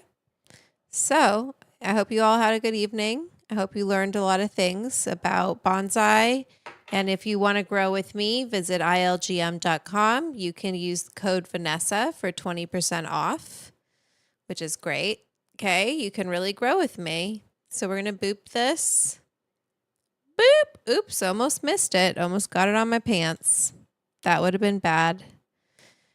Delanona was delicious. Highly recommended in Los Angeles, Delanona. And if this is your first time here, make sure you subscribe, like this stream. And I am live every Wednesday. I go live at 4:20, and Saturday's the kitchen sesh. It's at 1:20 p.m. and we're going to do chocolate cake this Saturday. So, you know, hopefully you will come and hang out there and support that stream, because it's a really, like, I just want you guys to see, this takes me time. I do these myself by hand. Okay. So I'm here to teach you. Please, if you can, join my Patreon, the Edibles Club. A lot of you are here from YouTube, so make sure you're subscribing here on YouTube. We have some people from Patreon. Thank you for joining. Instagram, thank you for being here. Subscribe here on YouTube. You can also join the Patreon. It's patreon.com/the Edibles Club. Or is it just Edibles Club? It's in the... it didn't link though. Let me give you that link. It didn't link, you guys. It's okay. I will copy and paste it right here. It's such a cool club. That's how you get to be a part of the Discord, and you can ask me all sorts of questions like, hey, Vanessa, how do you infuse this? Or I want to do this recipe, and this is the Patreon. You can join as a free member. You don't get to DM me. It's just kind of like, it'll send you notifications when I go live. You can join as a pre-roll member, and that kind of gives you like a fly on the wall perspective of the Discord, so you can't really participate in the conversation there. And the Discord's really cool because people share, you know, they share their photos, they share their plants, all sorts of things, like if people don't mind me showing. But I'll talk to the club about that. And if we want to have like maybe a channel that is specifically to share in this live stream. So if you're part of the Discord, you can have things that we share during this sesh. Okay. How's that sound? Does that sound fun? And we are working to get to 420 paid members. I know that seems like a lot. We have 276 right now. We're trying to get to 420, not just because it's an awesome number, but because that's really we can start making some cool content. You know, that's what this club is about. If they won't make content about this plant, I know all of you will help me make this content. So that's what we're doing. That's how Zaza mac and cheese Zaza poppers happened. It's happening all because of you. So thank you for your support. I'm going to boop this down and roll the credits. And these are all of my club members. Instagram, I'm going to say goodnight to you. Thank you so much for tuning in. If you want to see more of what I do, join the sesh on YouTube. And thank you for being here tonight. Bye, Instagram. All right, everybody. You ready for this credit and for this boop down? Let's boop, baby. Thank you for being here. These are my club members. They're awesome. They're just so great. We've got my edibles producers, Madam Dram, Nina, Chris Core, Lindsay Gabriel, Eddie Moretti.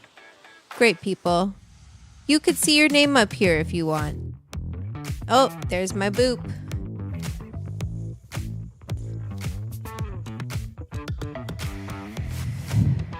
Thank you, everyone, for the super chats.